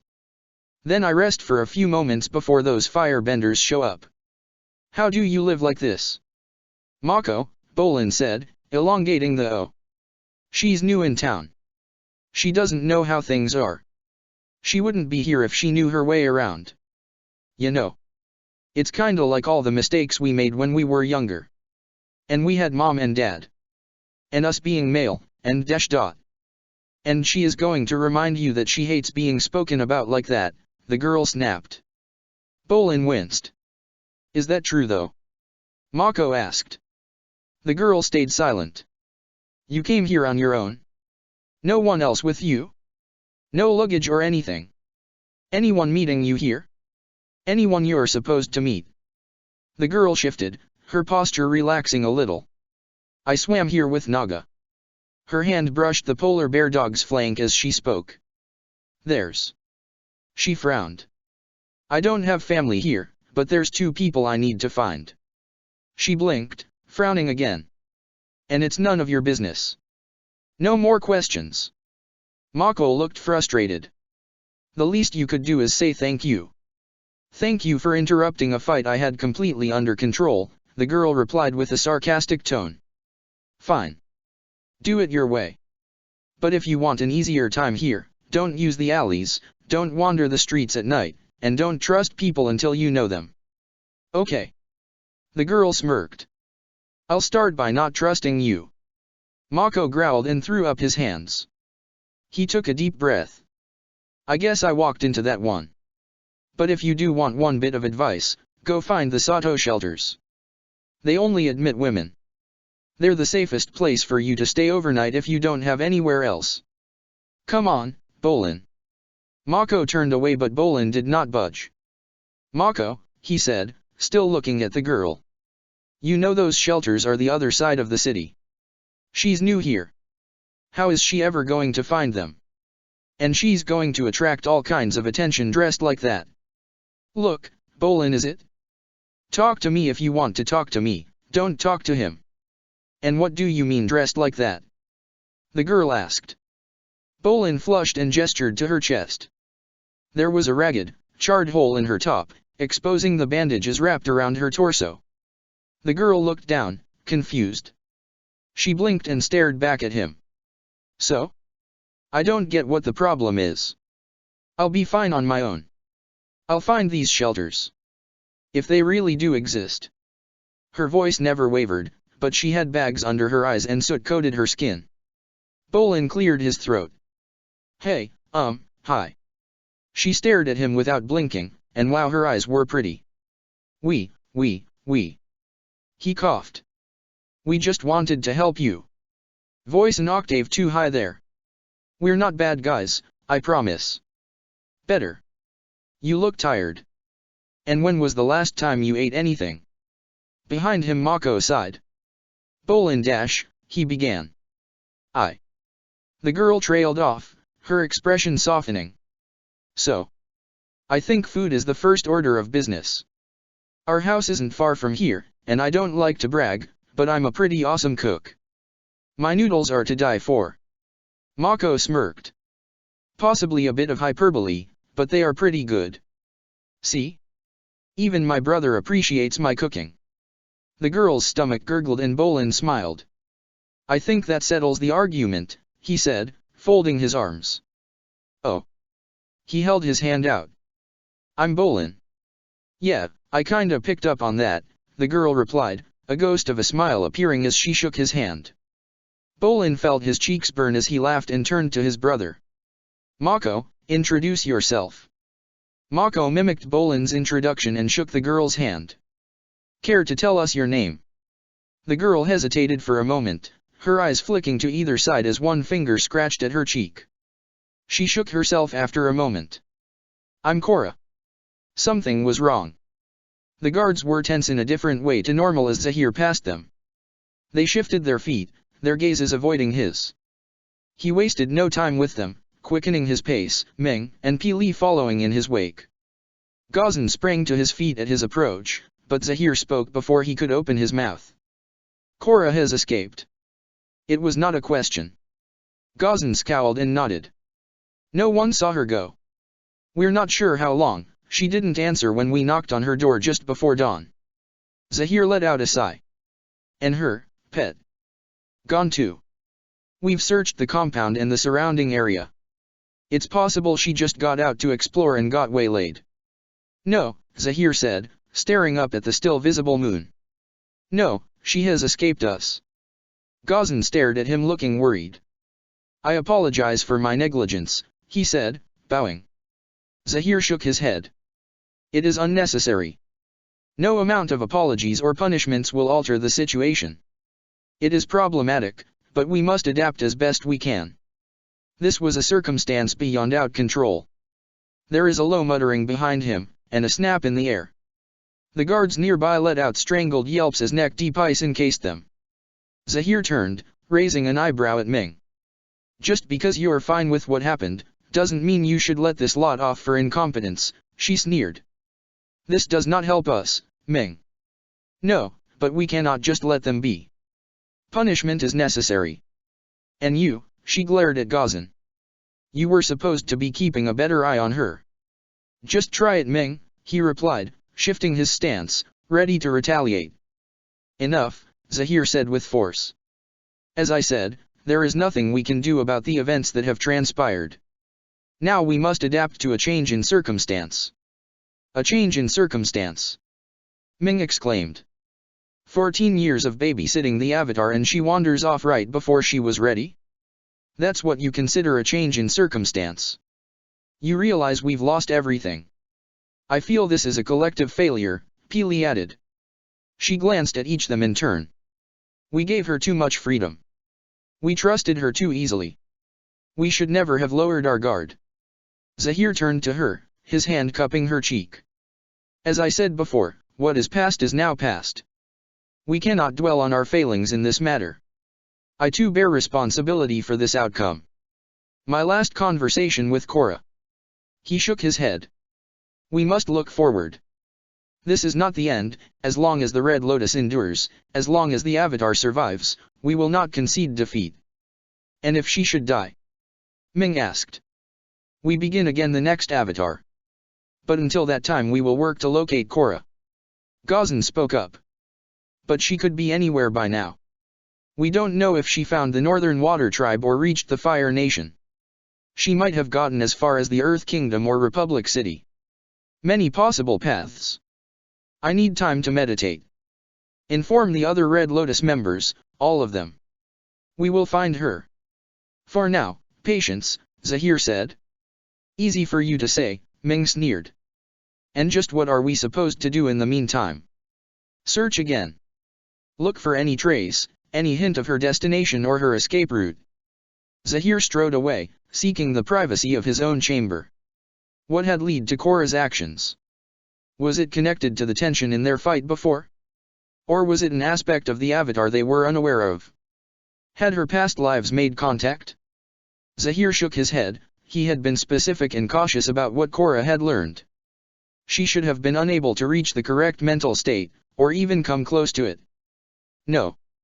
This did not help. He was focusing on the past once again. It was of paramount importance that he deduce Korra's destination and locate her before the White Lotus could. Before the situation became more complicated. Book 1, Healing. Chapter 5, Adventures and Misfortunes. Asami trudged along the street. By now her anger was long gone, it had boiled away sometime after she lost track of her muggers. She no longer felt upset either, the prick cling in her eyes when she found her car missing had also faded. Asami's fingers stroked across her throat, the comforting weight of the necklace absent. Where was she going? She should be heading for the nearest police station, right now she was just meandering. The thought linked to another thought and once more she came back to the realization her necklace was gone. Why had she worn it tonight? If she had only left it behind. Asami almost smiled. As if it were that easy, she wanted, no needed, to keep her mother with her. The hulking mass of the train station loomed into view. Something partway comforting, at least she could get the train home. Asami swore under her breath, somehow she had managed to forget her purse was gone. Wait. She patted at her jacket, hoping for just a few loose coins. Please.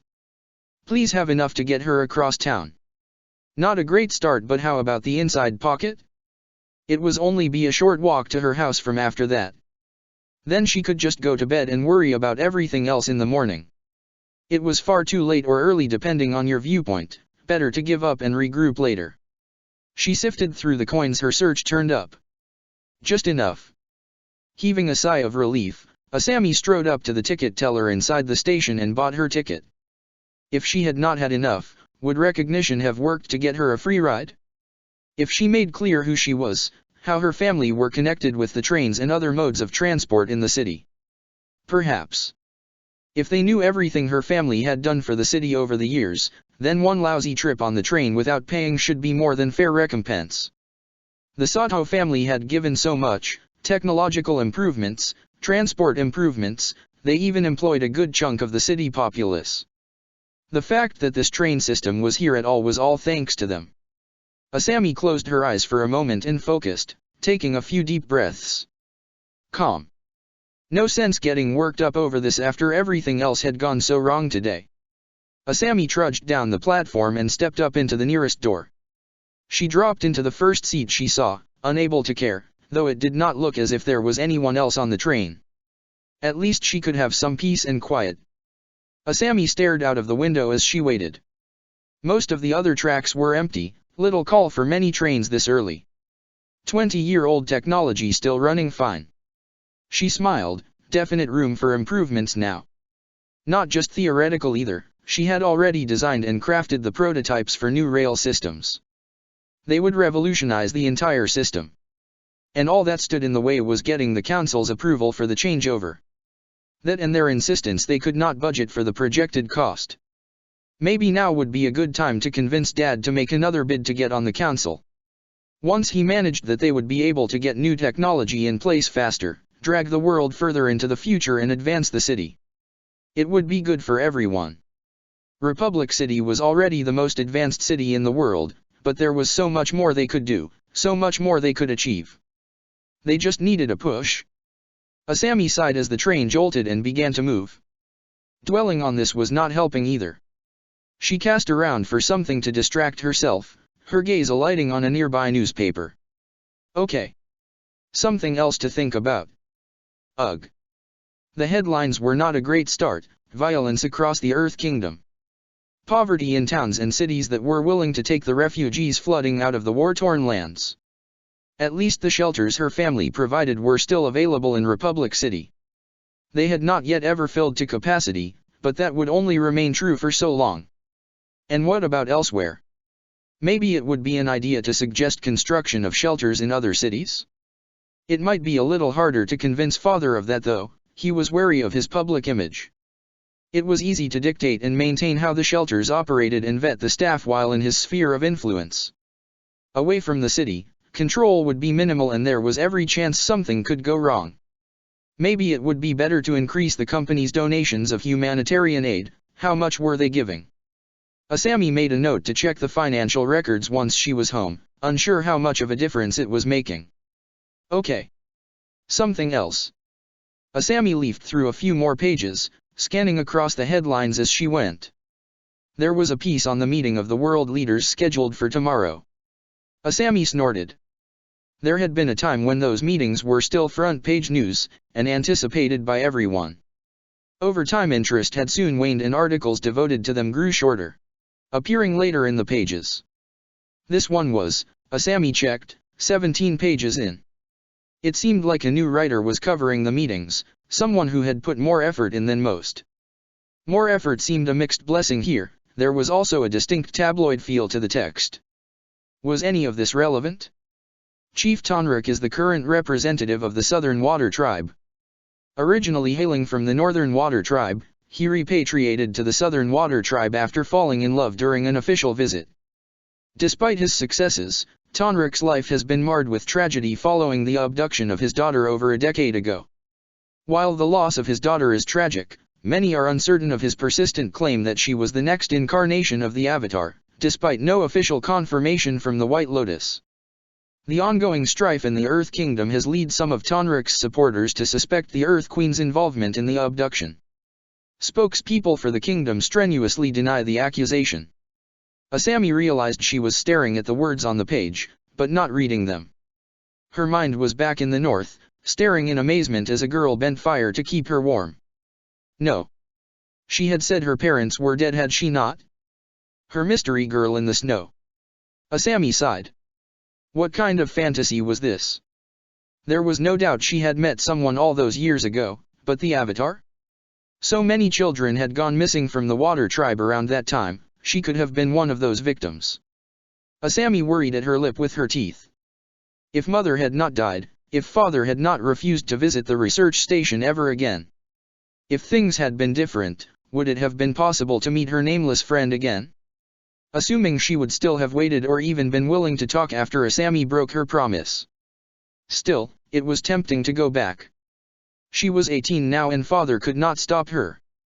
A trip north would be nice if she ever felt able to take a break. But it seemed futile. So far in for something that happened so long ago. Would she even recognize the girl these days? Asami blinked at the station as the train pulled in. The police headquarters was only 2 blocks from here. She hurried off the train. If she had lost anything else she would have let it go. Her purse was no big deal, the car, well, they had 20. But the necklace. That was something else. The desk sergeant looked bored as she related her incident. He jotted down a few notes and waved her to a waiting area. Asami had little to do but stare around the room. She had left the newspaper on the train. There were other people waiting and once or twice the police escorted the odd criminal through the building. Was it possible they had captured her mugger already and that she might see him marched past? Asami sat up straighter to get a better view, but the gap between each sighting grew longer and the novelty soon wore off. Ennui took hold and she slouched into her seat. Okay, Miss Sato. A detective was stood near the sergeant's desk, staring at some papers in disbelief. Here, Asami said, raising her hand as she stood. The detective opened his mouth to reply, but no words came out. His eyes bulged a little and he swallowed. Miss Sato. He smiled. I'm Jin. My apologies. If I had been informed that you were here we would have responded sooner. Asami frowned. I don't see why. There were others before me. Yes, Jin said, waving her through a door into the interior of the station. He glanced around once they were through. But sometimes we like to prioritize our cases. And your father has been so very generous to the city and to the police in particular. And for some reason that should give me preferential treatment? I don't think so. The law applies universally. Jin blinked at her. Whatever you say, ma'am. He glanced at his papers again. So, you're here to report a mugging? At the docks. It took a moment for his words to make sense. Yes. Yes. Okay.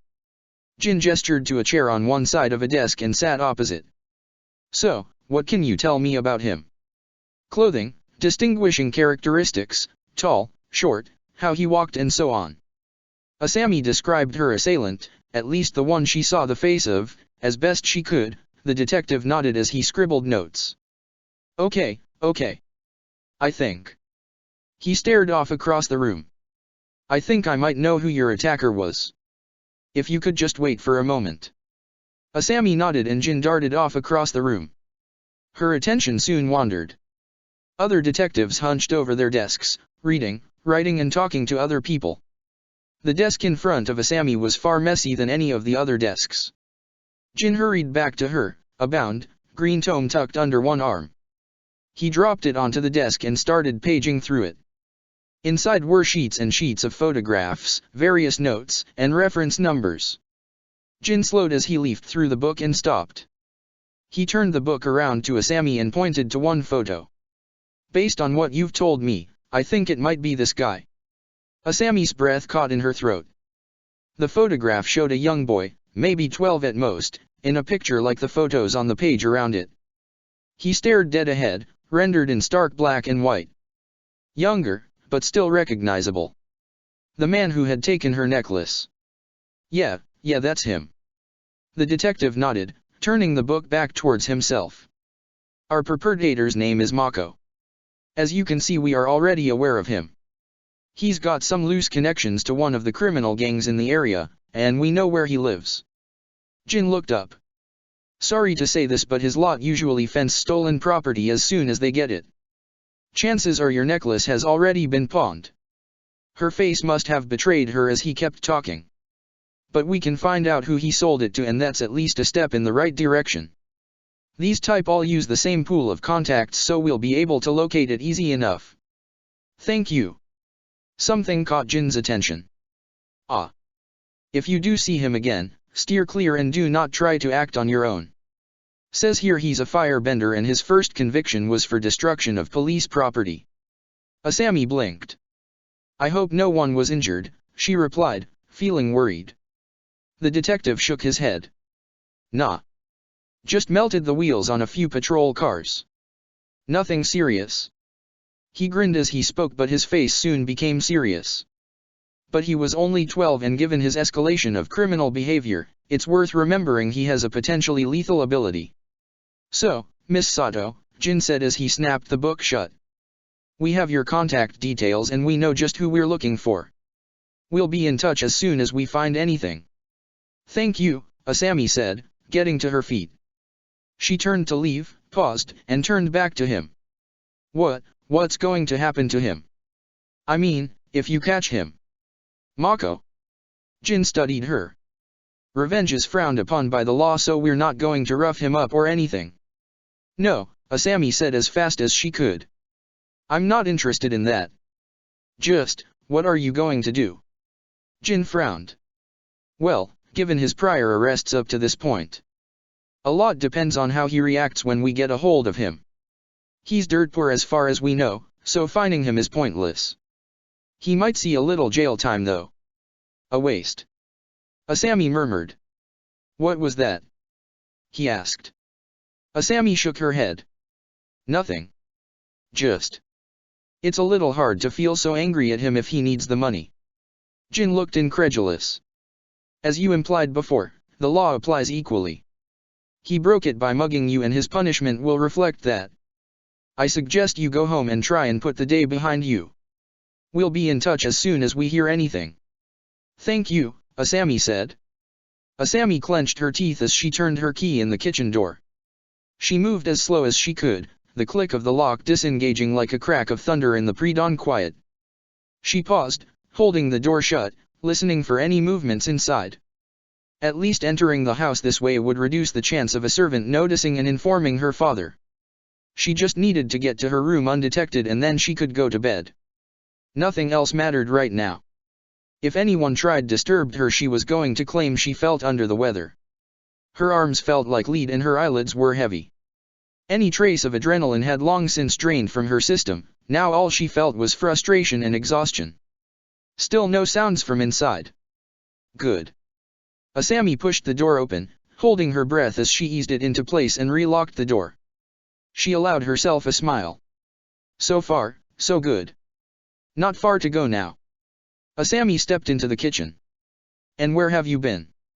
Asami froze at the sound of her father's voice. She blinked, somehow having missed him before. He was sat at the countertop with a sandwich and a sheaf of notes. Asami sighed.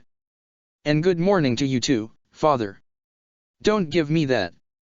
I thought you came home hours ago. Dad, I'm 18 years old. You let me go wherever I wanted since I was 16 and didn't ask questions. And in case you hadn't noticed, that has not led to me being abducted, assaulted or pregnant. Hiroshi nodded as she spoke. So I did. However, that does not explain why a young lady left her house sometime after midnight with her car, and returned hours later without it. Not now. Asami was going to snap at him if they did this now. Dad, I need to sleep. You look like you should be in bed too, especially if you're heading in as early as you normally do. Can we do this tonight? Or never if at all possible? Hiroshi bristled. And how I am supposed to sleep after you have lost your car somewhere and don't want to talk about it? Something happened, and I am worried. Yes, I let you go where you want, but that's shopping, or getting your hair done or going to the university. And you always come back with the car you left with. Asami clutched at the top of her coat, keeping her neck hidden. As long as the police did their job, she might have the necklace back before he noticed it was even missing. Best she admit part of this evening rather than the whole truth. She sighed. I'm sorry, Dad. I went into work earlier. I wanted to check the quality of the drive belts for the new model given how bad some of the recent ones were. Hiroshi frowned. I'm glad you care so much, but couldn't you have just flagged this up at the next meeting? There was no need for you to physically be down there. I just wanted to verify them myself. If I waited until the next meeting, it'd just be handed off to quality control and I'm beginning to think there's a problem there. I was checking over the paperwork before .. Don't think you've distracted me. You've made clear why you left, but not what happened to the car. Asami eyed him. It was stolen. Stolen. Hiroshi's fist slammed into the countertop. Well, that shouldn't be a surprise if you drive it down the docks in the middle of the night. And for no good reason, I might add. You know, at least I'm fine. I lost the car, but I'm okay, very late, very tired but unharmed. Look. Asami held her hands out. I can handle myself. But you might not have been, Asami. Hiroshi's anger seemed to ebb a little. The docks is a popular place for pickpockets. There are criminal gangs with benders as members. You need to take care of yourself and not run headlong into danger like that. Oh, so I should just stay here in safety, is that it? Asami snapped back. Maybe only drive to the expensive parts of town and be bored all day. In case you have forgotten, thanks to your insistence on homeschooling, I have almost no friends. At least none my own age. Now that's just not true, you know so many people your age. No, you know their parents and expected me to make friends with their kids. They're kids who all went to school together and are all cliquey. The second I start talking about engineering principles or pro bending, their eyes glaze over and they start talking about the next summer ball, or the spring ball and trust funds. They're tedious. Hiroshi sighed. I'm sure it's not that bad. It is that bad. I don't say anything because I don't want to cause a scene. He sighed. Okay. I'm sorry, Asami. Asami shook her head. Don't worry about it. I can put up with it. No. Hiroshi shook his head. I mean, yes, thank you for not being disruptive, but I'm sorry for being so concerned. I just don't want to lose you. I don't want anything to happen to you. After your mother passed away, I swore I would keep you safe. So, if anything happens, I get worried. Asami nodded. I understand that. And I apologize for losing the car. But you also have to accept that I'm not incapable of looking after myself. He looked annoyed, but nodded. We'll talk about this some other time. Did you at least report this to the police? Asami blinked, her fingers tightening on her collar. Why, yes, she stuttered. Hiroshi nodded. Good. They can handle it from now on. He shuffled his papers together. I think I will try and get a little sleep now. You should too. I will, Asami replied and followed her father as he headed upstairs. Her eyes were drooping fast once she was in her room. Turning on the lights too much of a bother and there was just enough light to navigate to the bed without colliding with anything.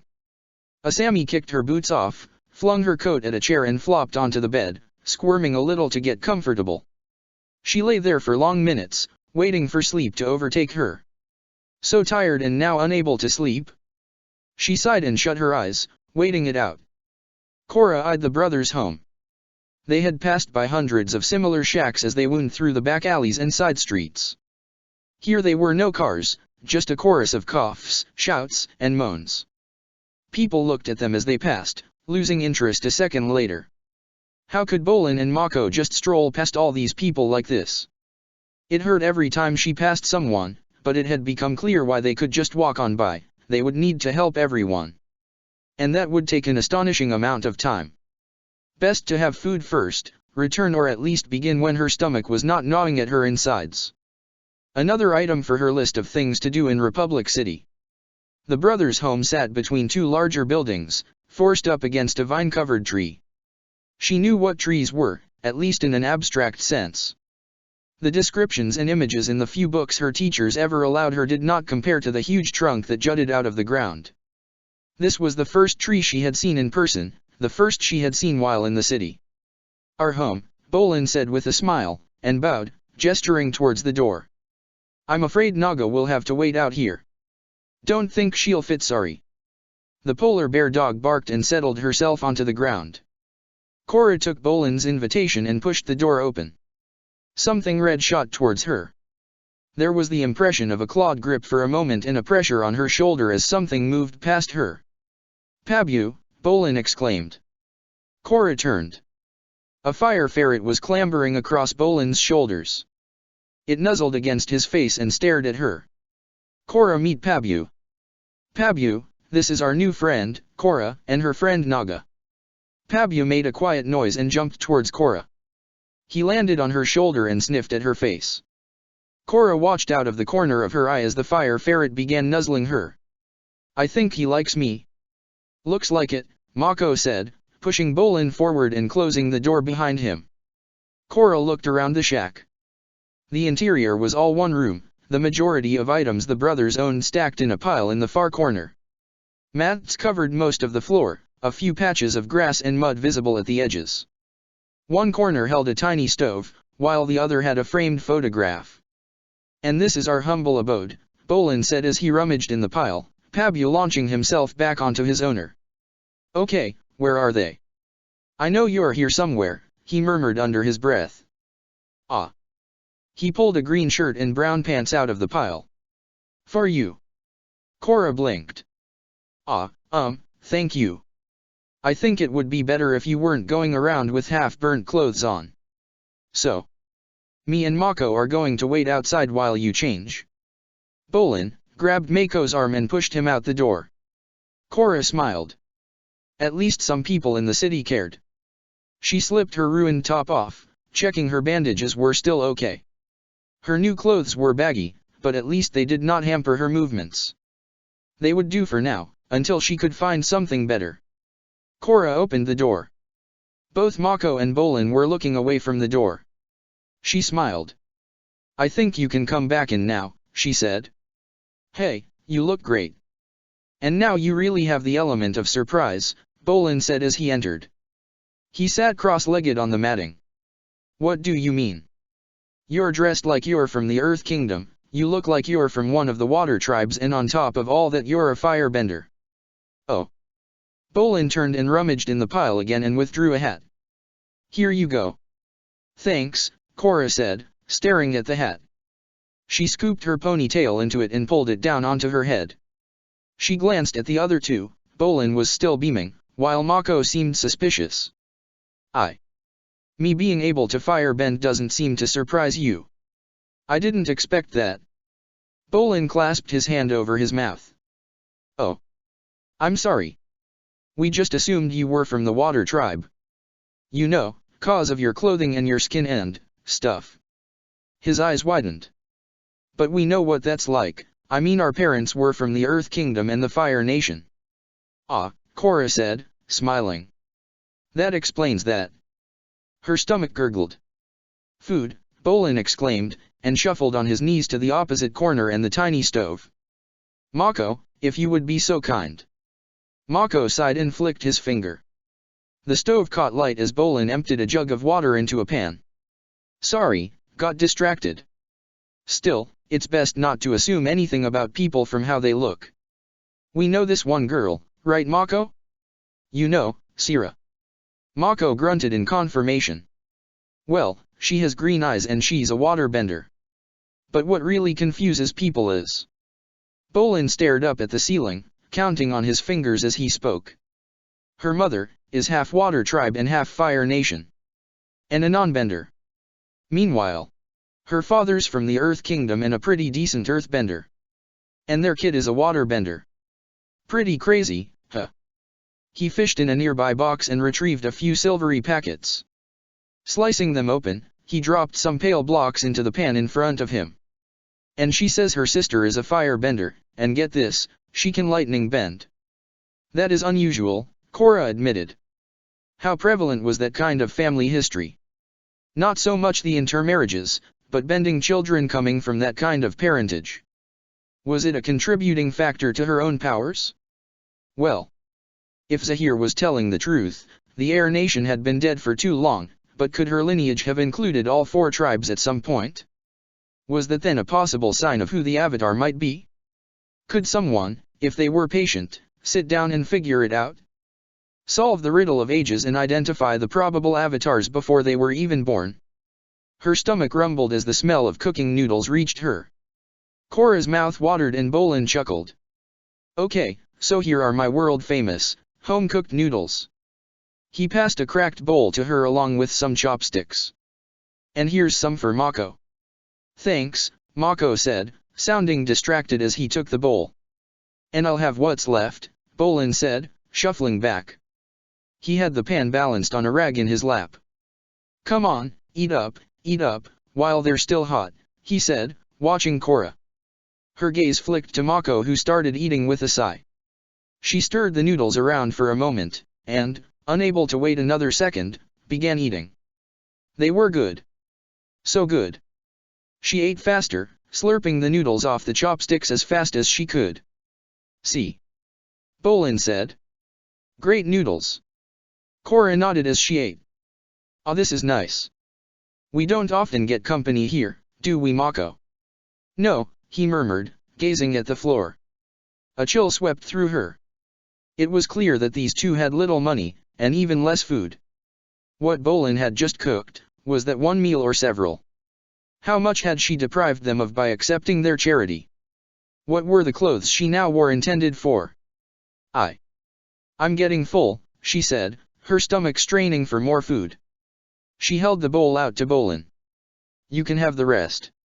Bolin looked confused. I have enough here. He tipped the pan to show her. That's your share. Enjoy. Korra glanced at Mako.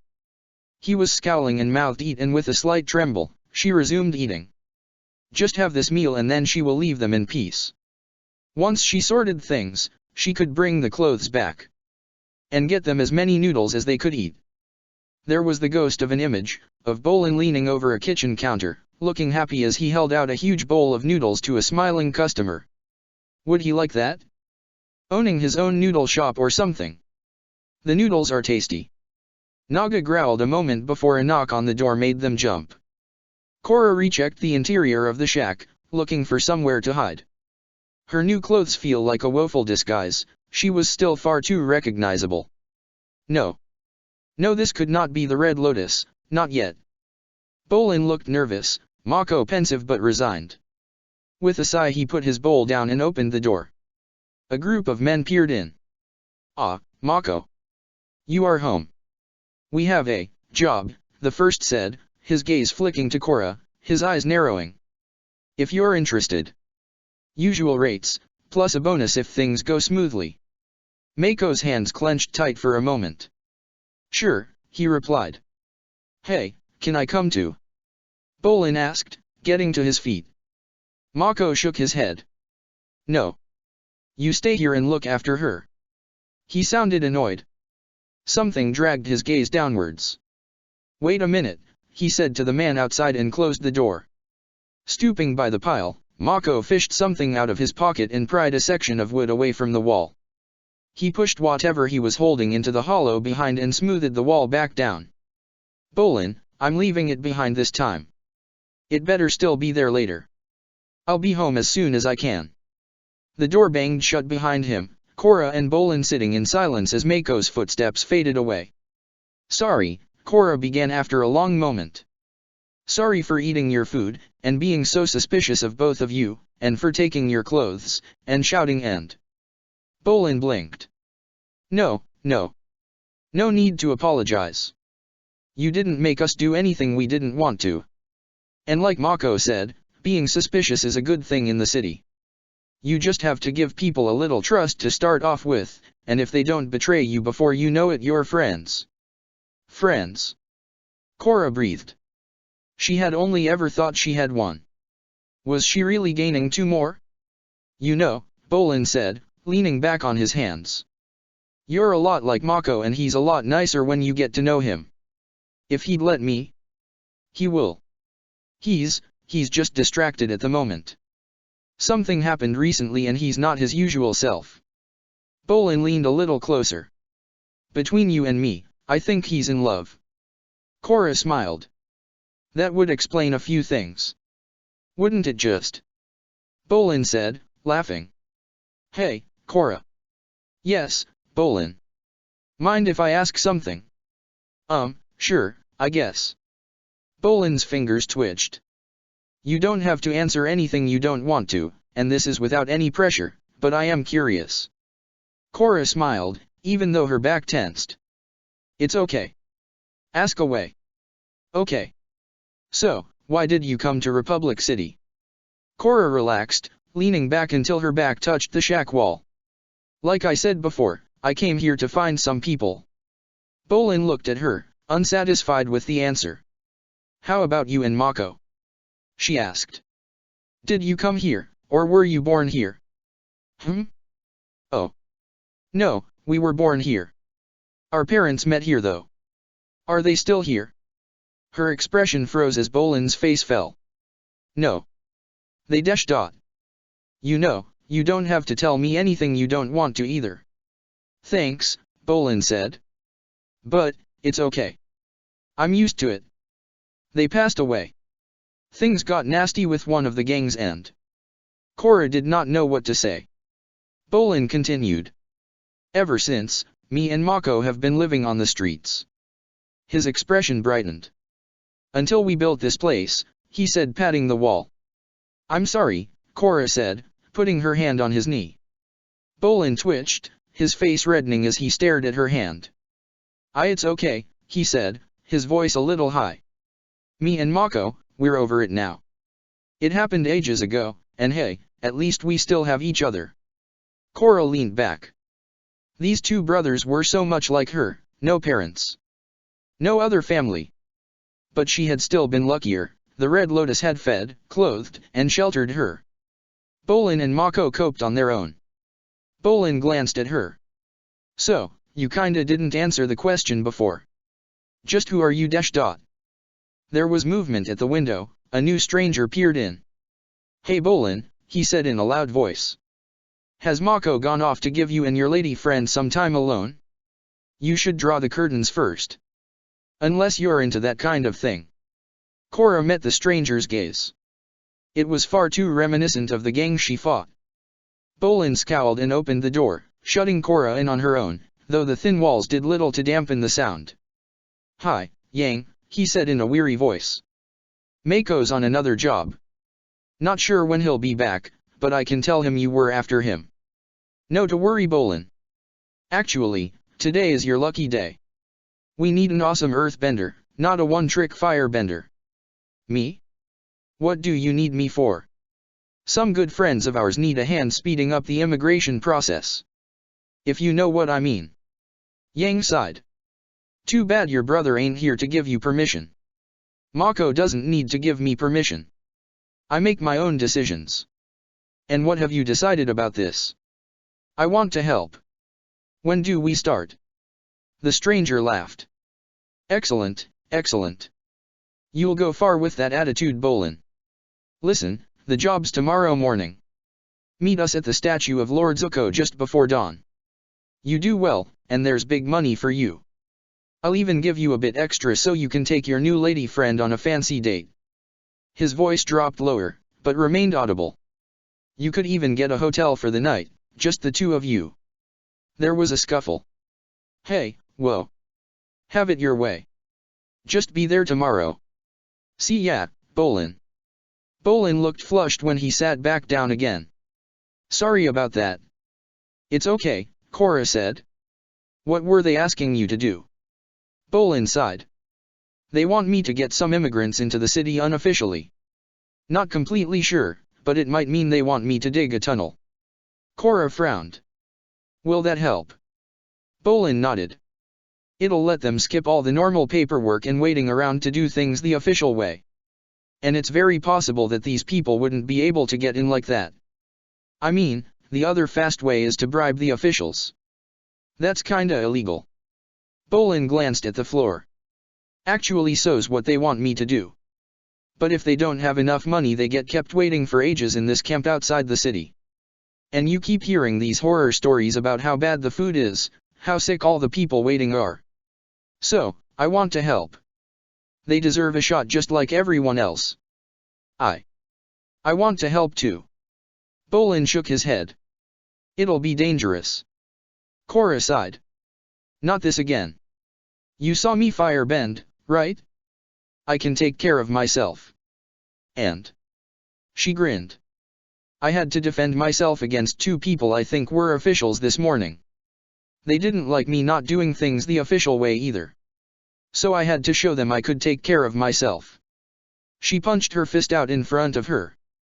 That's awesome. Bolin's expression became concerned. Also, a little scary.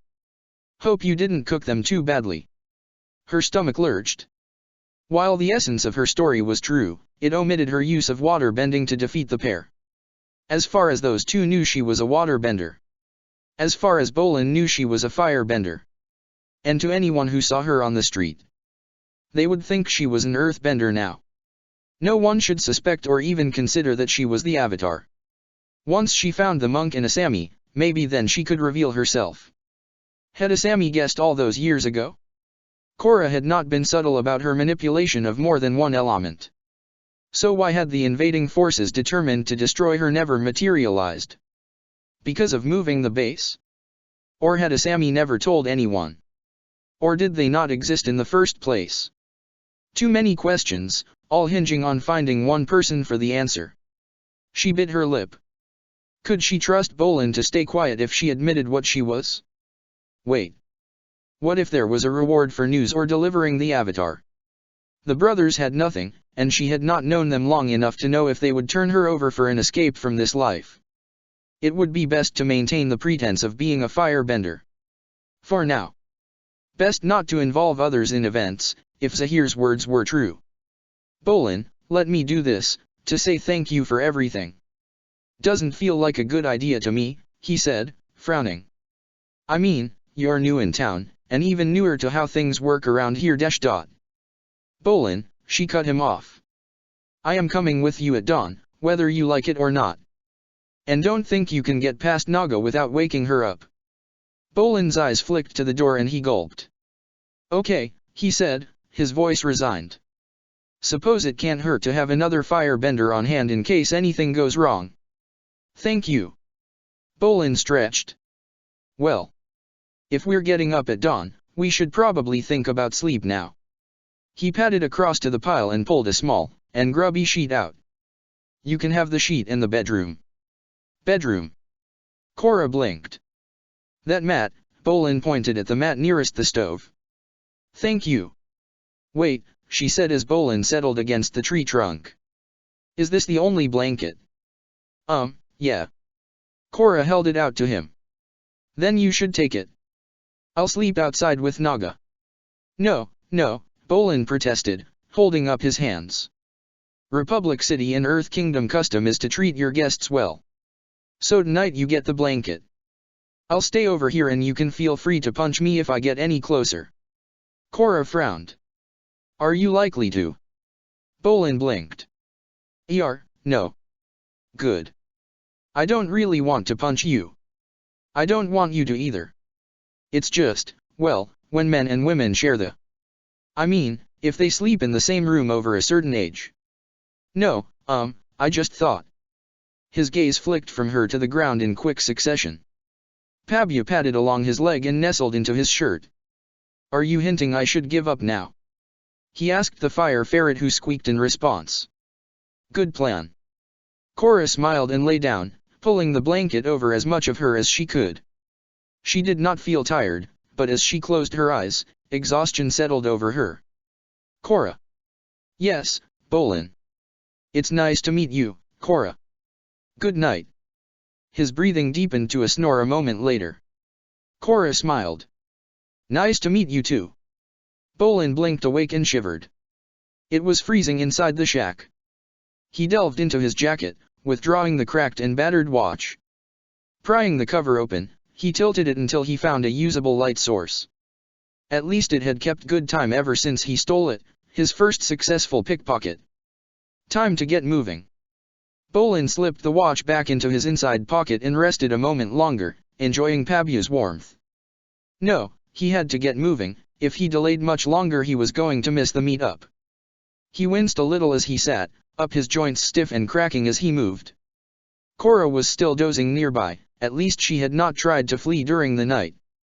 He shuffled over to her. Korra, he whispered. She did not stir. Korra, he said in a normal voice, the sound almost thunderous in the quiet. Still nothing. He was going to have to shake her. Bolin took a deep breath. Shoulder. Her shoulder was a safe spot to make contact with. His fingers trembled as he reached out, Korra's hand catching his moments from him making contact. What are you doing? She hissed, her eyes darting around. She was wide awake, all her muscles tense. Bolin gulped. Just trying to get you up. I tried calling your name, but... Korra sighed and sat up. Well, I'm awake. Is it time to go? Bolin nodded, leading the way out of the shack. He paused beside Naga. Are we taking her with us, or? Korra studied the polar bear dog for a moment. Naga should come with us, she said. I mean, I don't really want to leave her here alone. And she might be useful. Bolin nodded, leading the way with Naga and Korra trailing after him. Bolin's nerves settled as they walked in silence and excitement started flooding through him. They would be unstoppable on this job. Korra was an excellent firebender and his control of the earth was pretty good too. Maybe they could team up again in the future, become the daring duo or something like that. They would make a great team, the handsome, rugged Bolin and the beautiful, strong Korra. There would be adventures, saving the innocent, doing mighty deeds. Together they could travel the world and see all those other places he had only ever heard of on the radio. And maybe, just maybe meet some of the former Avatar's surviving companions. Like Lord Zuko, or maybe Katara if they ever went that far south. Or, oh it would mean so much, Toph Beifong, the unsurpassed earth and metal bender who still knew no equal. Bolin glanced at his companion.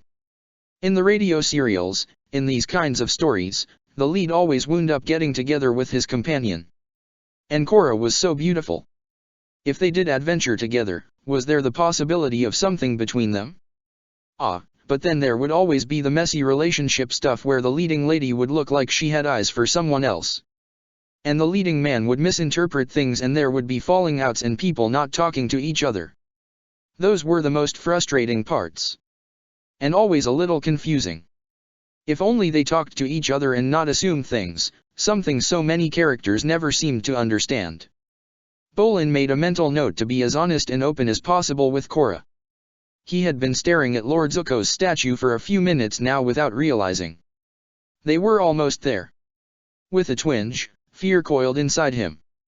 He glanced to the side again, Korra seeming unaware of Zuko's significance, or at least not recognizing the statue.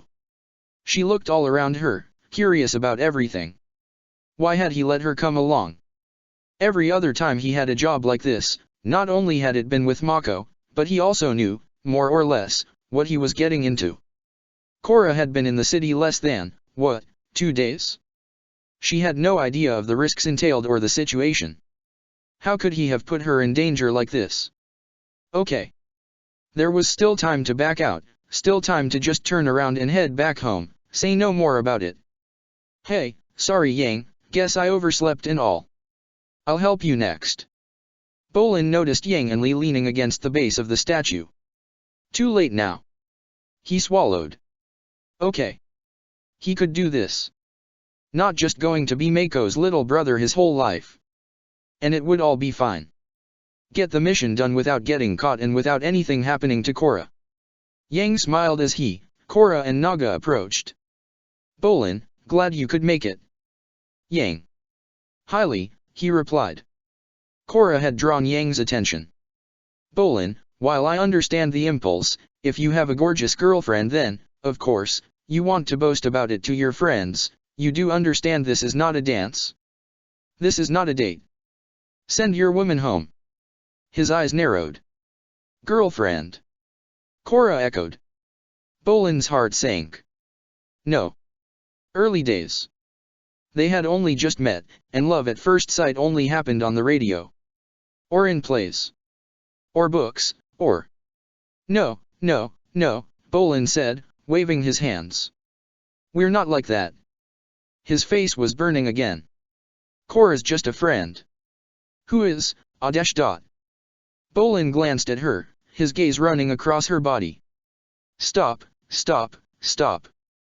He kept going, his gaze reaching her chest, and he shook himself, wincing.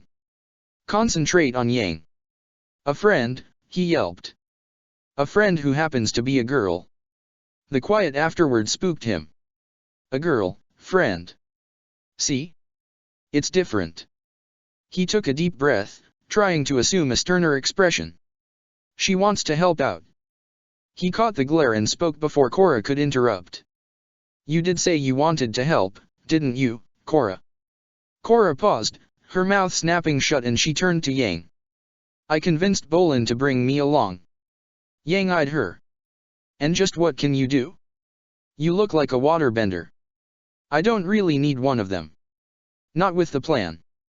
Maybe if we ran into the guards, but I don't want that, and none of you lot seem capable of keeping up with them.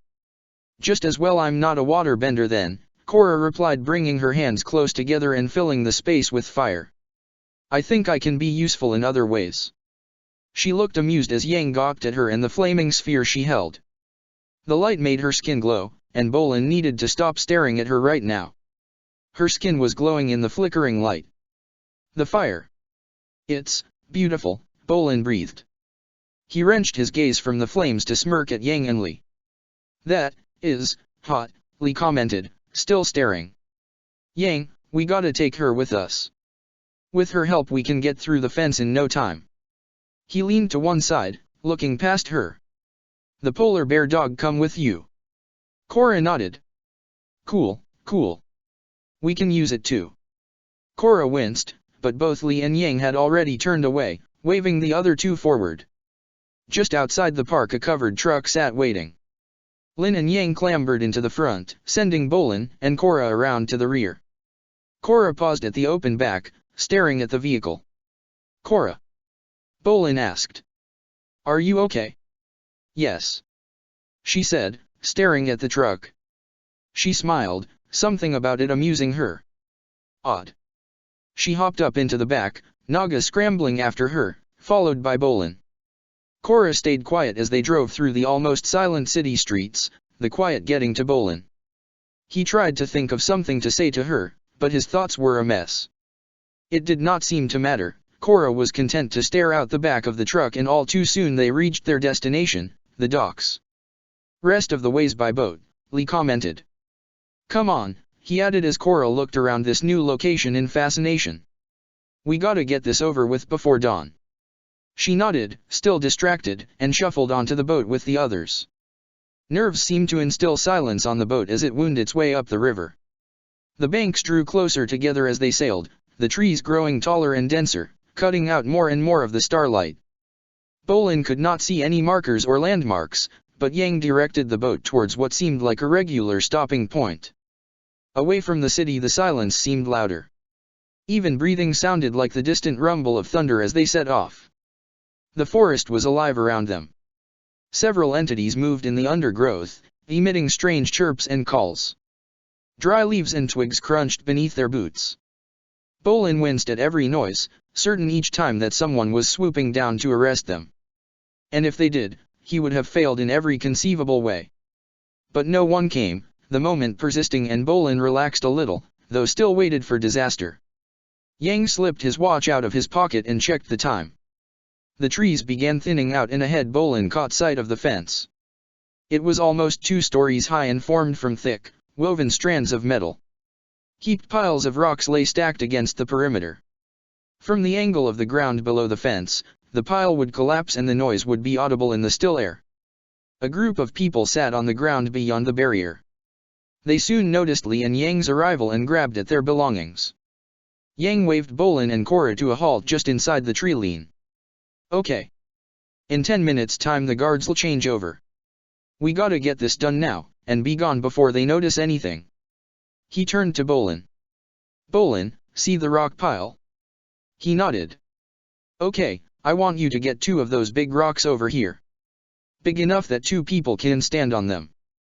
Korra? Bolin is going to lift you and Li over the fence. Once you're on the other side, I want you to use your fire to cut a big hole in the fence, say, 2 meters across. Then, he said, slapping Bolin on the back again. It's all up to Bolin. You're going to wait until one of our customers is on a big rock and then move them back through the hole. Korra frowned. Why can't he just lift them back over the fence like he will with us? She asked. Too risky. But dash dot. Sending the 2 of you over the top is already risking that someone's gonna notice. We take people through the fence, then they won't be up in the air for a long time, so less chance of anyone noticing what we're up to. Makes sense. Yang said with a touch of annoyance. It does, Korra admitted. It looked like she wanted to add something, but Yang spoke before she could add anything. Okay, Bolin, you're up. Bolin concentrated. Dislodging 2 rocks from the pile even at this distance was not hard. What was trickier was doing so without disturbing any of the others. Korra was tense beside him, it almost looked like she wanted to help. Backseat bending, he thought to himself with a wry smile. Once the rocks floated free from the pile, it was easy to whisk them to their hiding spot. Korra and Li each clambered aboard their own rock and Bolin sent them sailing over the fence. He let the rocks down to the ground as slow as he could. Through the fence he could see the refugees clustering around Li and Korra, all nervous energy and the need to get moving. Li seemed to be explaining something to them in a low tone and gestured to the fence. He and Korra cut the hole in no time, their flame daggers slicing through the metal with ease. Bolin felt a new wave of anxiety, the light from the fire seemed far too bright and far too obvious. At least there were still no alarms, no shouts or panic. So far, so good. First refugee. They clung to the rock, not understanding Li's instructions or Korra's assertions. Their eyes widened as the rock lifted from the ground, wobbling a little under the uneven mass of person and baggage. Bolin had to get the refugee more or less through the center of the hole so they did not end up catching themselves on the loose wires of the fence. The first woman was no problem after a shaky start. The second and third were also fine. The fourth refugee, a man, floundered on the rock, changing the dimensions of the mass as he floated. The rock tipped, despite Bolin's straining efforts, the man coming far too close to the edge of the hole. Bolin paused the rock in midair, resuming the movement as slow as he dared, the effort making sweat bead across his forehead. It felt like it took forever, but Yang did not hurry him.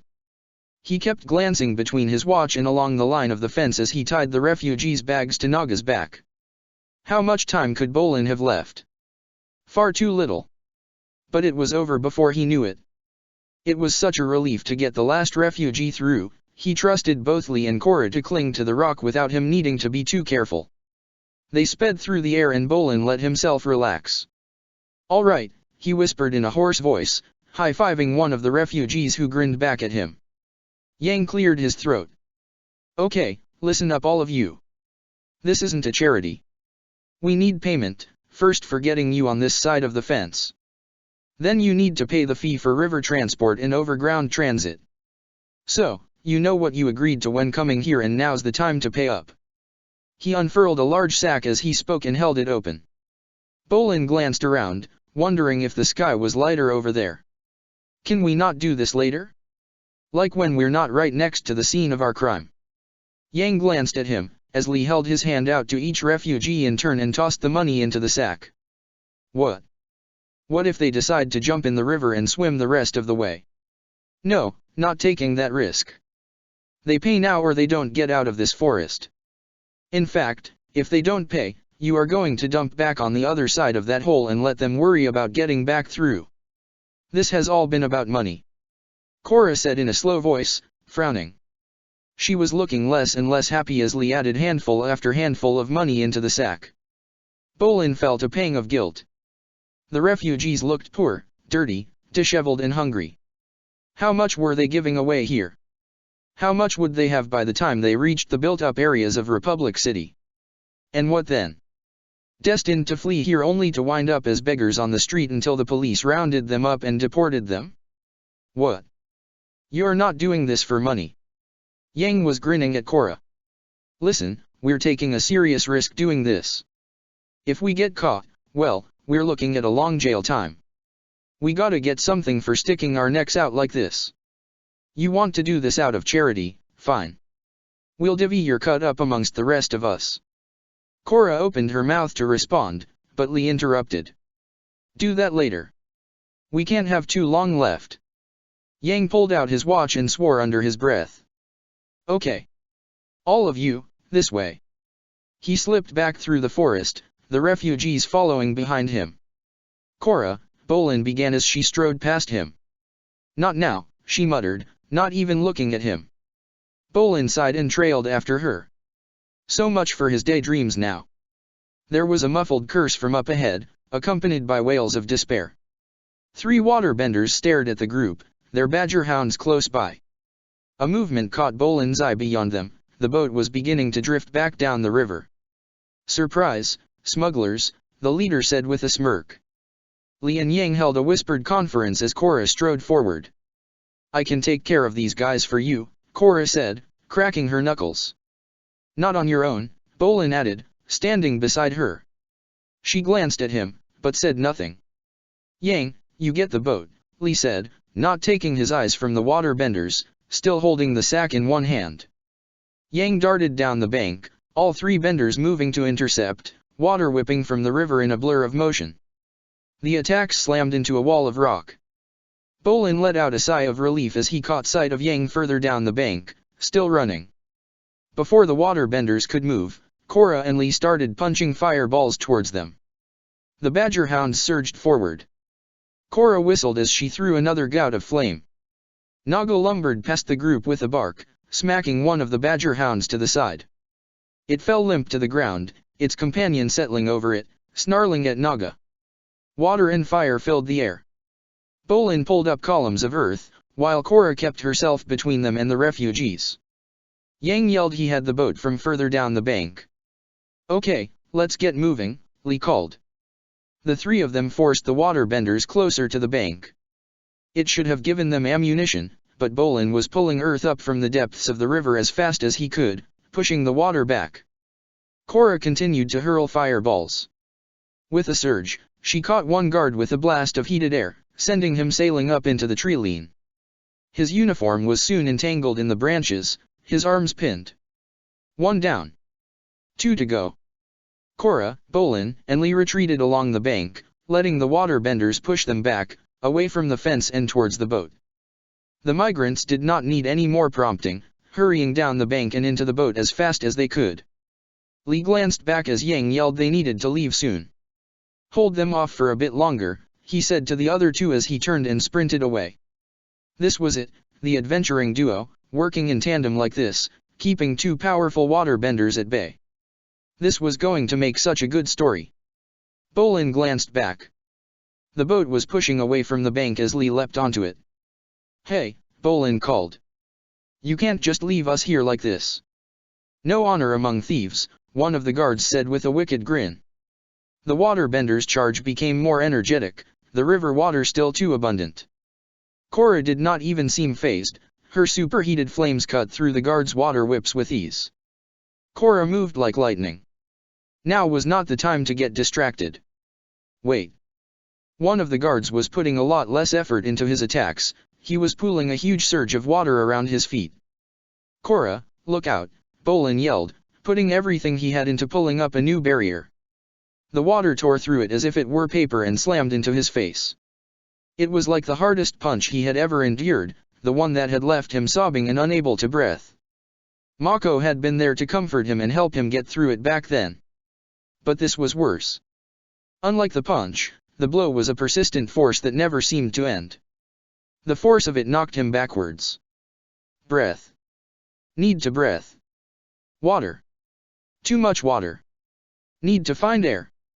Bolin inhaled on automatic, only able to suck in an uncomfortable mixture of water and air. Hacking coughs racked him and he gasped on reflex, frightened the next breath would be nothing but water. There was a movement beneath his shirt, something shifting. Bolin's hands settled onto his torso, nervous. He felt a panicked heartbeat and a squirming presence. Pabia was still okay. A spot of blood landed beside the fire ferret. Blood? Bolin's hand touched his face. Pain blossomed on contact and he jerked his hand away, noticing more blood on his fingers. Bolin. Korra was calling his name, and warmth radiated through his chest. He needed to apologize. Needed to say he was sorry he could not protect her. There was a guard unconscious on the floor some distance away. Their final opponent used the moment of distraction to funnel water from the river into a huge ice block. Korra's fire could not do anything against that. Bolin tried to shout, the movement irritating his lungs, and he coughed, trying to keep his eyes open as his chest burned. Korra pivoted, the motion so graceful, so refined. So impossible.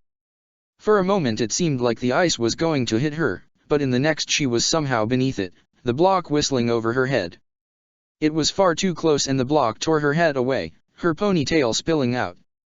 But there was something about it, every part of her movement like a dance. Korra did not even seem to notice and flicked more flames at the guard, this time aiming for his feet. The guard panicked as the fire took hold and flung himself into the water. Korra pursued, a fireball forming in each hand as Bolin caught sight of something out of the corner of his eye. Korra, he spluttered. Korra, he raised his voice. There's more coming. She ignored him. Korra, please. Let's just get out of here. She took another step forward and halted with a sigh. Her hands fell to her sides, the flames extinguishing. Yeah, she murmured. Let's go. She darted back to Bolin, whistling as she ran. Korra heaved Bolin to his feet as Naga crashed to a halt beside them. You okay to stand? She asked. Bolin felt a little dizzy, but nodded, trying not to sway too much. Korra launched herself up onto Naga and held a hand out to Bolin. Come on. She was so strong. Her grip was firmer than her handshake and she pulled him upward without so much as a grunt. He soon found himself sat astride Naga, and behind Korra. Hang on to me. Part of him was nervous, but he was still having trouble breathing and holding her shoulders will give him no support at all. Swallow hard, Bolin leaned into her and wrapped his arms around her waist. Korra did not even react. Okay, Naga dash dot. Wait, a voice called. The guard on the ground stared at Korra, her eyes wide. You were the water tribe girl on the beach yesterday. But dash dot. Korra cut her off, a flinch running through her body. I don't know what you're talking about. You must be mistaking me for someone else. But, the guard protested. I saw you. It was you and dash dot. Shut up, Korra growled. If you keep talking, you'll regret it. She flicked the reins, ignoring a fresh protest from the guard as Naga raced away. How could anyone get Korra confused with someone else, Bolin wondered as Naga surged forward. But did the guard recognize her? Korra mentioned something about a fight the previous day. Had the guard been there? If so, what had the guard been trying to ask? Where should we go? Korra's voice confused him for a moment. Bolin blinked. Oh. Maybe we should hide in the forest for now. He glanced around, spotting a hill not too distant. Think Naga could climb that? Korra looked in the direction he pointed. Naga can do anything. Hold on. She flicked the reins, turning Naga moving away from the river and through the trees. She glanced back. Are you okay? She frowned. You're bleeding. Bolin wanted to laugh. It's nothing. Really, nothing, he added in response to her narrowed gaze. I'm fine. Korra made a non-committal noise and flicked the reins again. By the time Asami got to sleep, her sleeping pattern was so out of sync she slept through the entire day. When woke feeling tense and a little frazzled just in time to see the sunset. Her mouth was dry, her throat scratchy, her eyes bleary. She sat up, all her joints stiff, and realized she was still wearing all her clothes, her hair a tangled mass on her head. She had not even bothered to remove her makeup before she went to bed. Ugh. Best not to think the kind of state she was in. At least no one had disturbed her rest. The rest of the evening was not so fun while she crammed as many things as she could do while eating a hasty meal alone. Concentration soon eluded her and she gave up, heading back to bed early. The next morning was not an improvement. Getting out of bed was a titanic effort, and even then she could not face the thought of leaving the house. She decided to use the time to sort out some of the things she skipped the day before. That at least took her mind off things. A bath sounded the best way to round off the day to a net positive. Ensconced in the bathroom, Asami set the bath off, pouring some rejuvenating oils into the running water. The heat felt glorious as she sank into the water, tensions, stiffness, and aches melting away. The oils scented the air and she was in heaven. She ducked her head under water for a moment and lay back, enjoying the heat. She wondered how long she could postpone seeking out food and just lying here. A knock on the door ruined the moment. "Ma'am." Asami sighed. "Yes. Sorry to disturb you, ma'am, but you have a phone call?" It was hard to care right now. "Whoever it is, tell them to call back. Or take a message and I'll call them back. Later," she added. "It's the police, ma'am. They wish to speak with you. They have apprehended a suspect in relation to the crime you reported." Asami splashed water across the whole room in her haste to get out of the bath. Still dripping wet, she wrapped a robe around herself and rushed to the phone, leaving damp footprints in her wake. "Hello. Ah, Miss Sato. Detective Jin. As I told your servant, we have apprehended Mako and he is currently in custody. All we need from you is to come down and ID him. Now?" Asami asked, glancing at the clock. At least it was not midnight yet, but she doubted her father would be too happy with her going out so late again. No hurry. Come by tomorrow sometime. He's not going anywhere." "Thank you." "My pleasure, Miss Sato. See you tomorrow." Asami hung up the receiver and trailed back to the bathroom. The moment was gone though, the bath doing nothing to remove her tension. Tomorrow she would see him again, come face to face with Mako. If this moment had come 2 days ago, then maybe she would be looking forward to the visit. It would have been a chance to rake her nails across his face, or strike him, or do something to him. But the thought left a hollow feeling in her stomach and she no longer had a taste for it. She wanted more, to talk to him, understand him, make him understand. What could she say? What could he say? Well, if nothing else, she wanted an apology for the theft and for Mako to feel sorry for his actions. If possible, she wanted to know who he had sold her necklace to. At least then there might be a chance to reclaim it. With a sigh she hauled herself back out of the bath and headed to bed as soon as possible. She fidgeted the next morning, waiting as her father seemed to take an interminable amount of time to go to work. At least his current need to work weekends helped make her later departure less obvious. There were 100 reasons for Asami to go out today, but she did not want to provoke more curiosity from her father than necessary. The drive to the police station was uneventful. A certain paranoia had her locking and relocking the car twice to ensure the car would still be there later on. A different sergeant was on duty today. He looked nervous as she walked in and rounded the desk at speed. "Miss Sato," he said, smiling. "Right this way." Asami caught some annoyed glances from the almost full waiting area, but was away before she could say anything. Jin greeted her as the sergeant retreated to his desk. "I must apologize again for interrupting you so late at night," he said as they walked down to the holding cells. No, it's fine. Thank you for getting in touch. I'm impressed you found him so quickly." Jin scratched his head. "Well, in all honesty, we found him completely incidentally. We were conducting a raid on an underground bending arena last night. Just so happened that old Mako was one of the participants.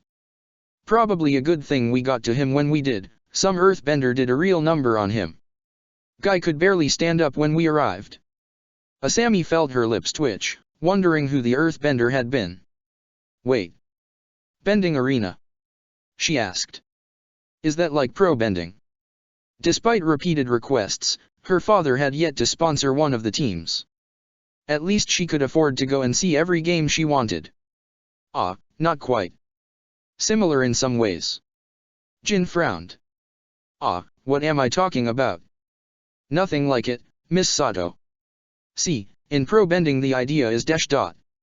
I am well aware of how pro bending is conducted, Asami interjected, frowning. Sorry, yes, of course dash dot. He looked embarrassed. Well, difference with these places is they're all one-on-one battles and far fewer rules. Plus no safety measures and a lot of gambling.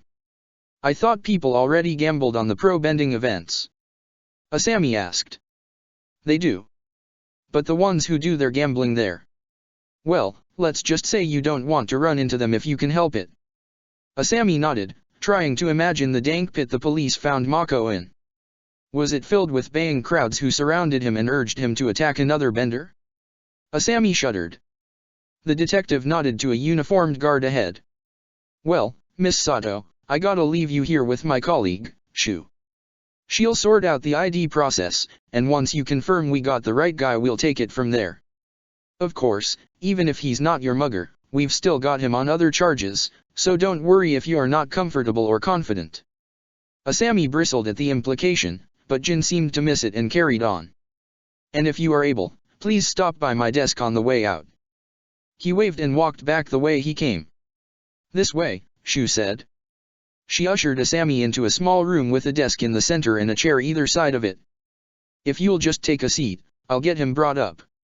She vanished through another door, and Asami perched on the edge of the chair, glancing around the room. It was bare, cold, and uncomfortable. She did not want to be here anymore. What did she hope to get out of this? She could just walk away now, try not to think about it anymore. The door swung open before she could move, making her jump. Two other guards entered supporting a third man, Shu just behind them. The man had his head bowed, his shirt stained with blood. Hey, come on, one guard said to their prisoner.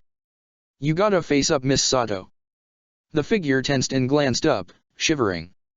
He looked fearful for a moment, his eyes widening and he ducked his head again. Asami's head was reeling, he was almost the same age as her.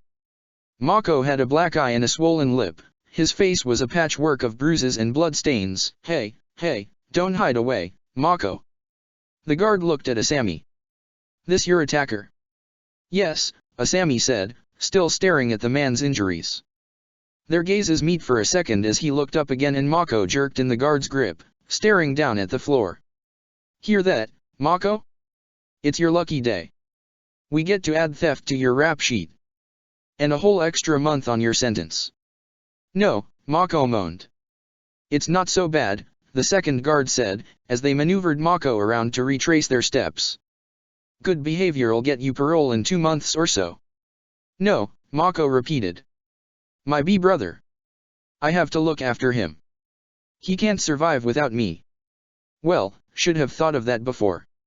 Loads of ways for you young folk to get by in the world without doing any of the stuff you're in here for. Asami swallowed as Mako tried to move. Was this worth it? Was her mother's necklace worth the damage inflicted on Mako's face, on going to jail for months on end? And what of the brother? No. Hey, miss.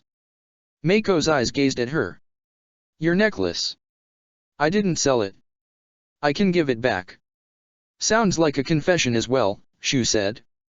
You are not making this easy for yourself, Mako. Get him back to the cells. Wait.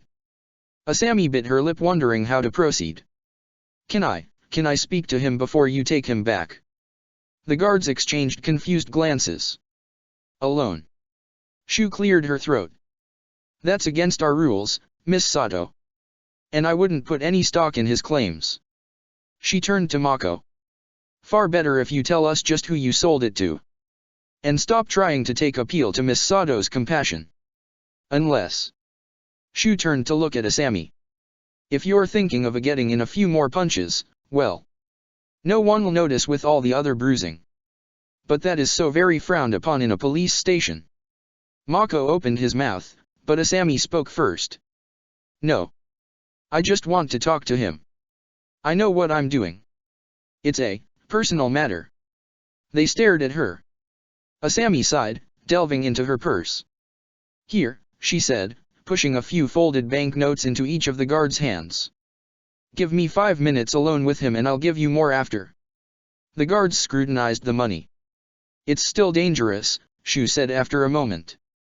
If it bothers you that much, then tie him to the chair. If anything happens I'll. She fumbled with her purse again. I have a whistle. If I need you, I'll blow it. There was still some reticence in their movements, but the trio agreed. They pushed Mako into the chair without grace, his hands tied behind his back. He kept his head bowed as the guards trailed out of the door. 5 minutes, Miss Sato. Then I'm in regardless of what you're doing.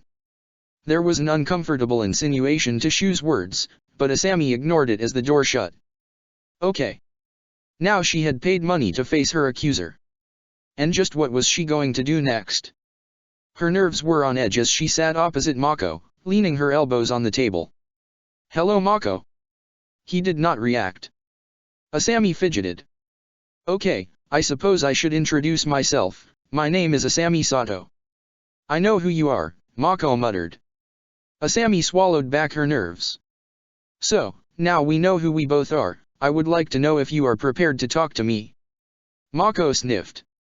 You paid already. You can do what you like. Okay.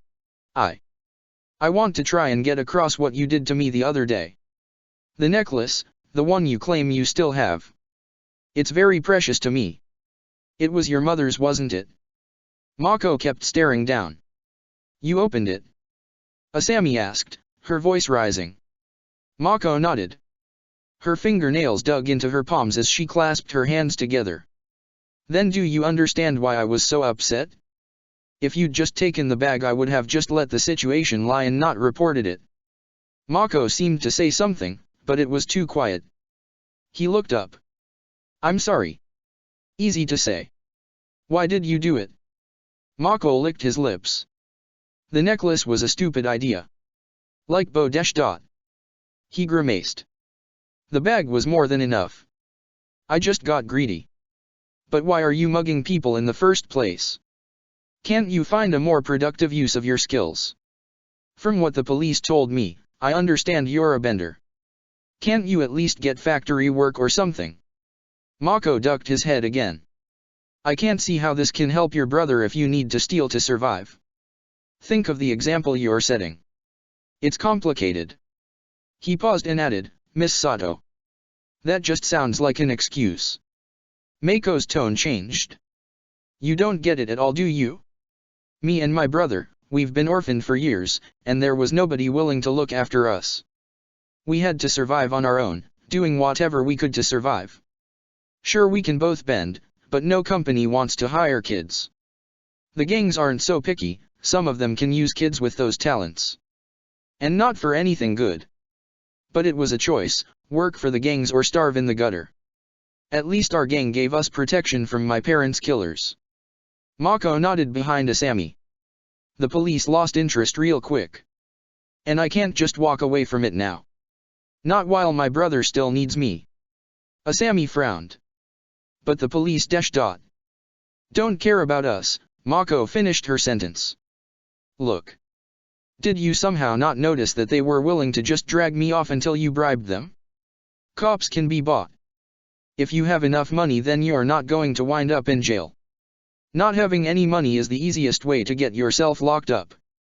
Now Asami ducked from Mako's gaze, staring down at the scored and damaged tabletop.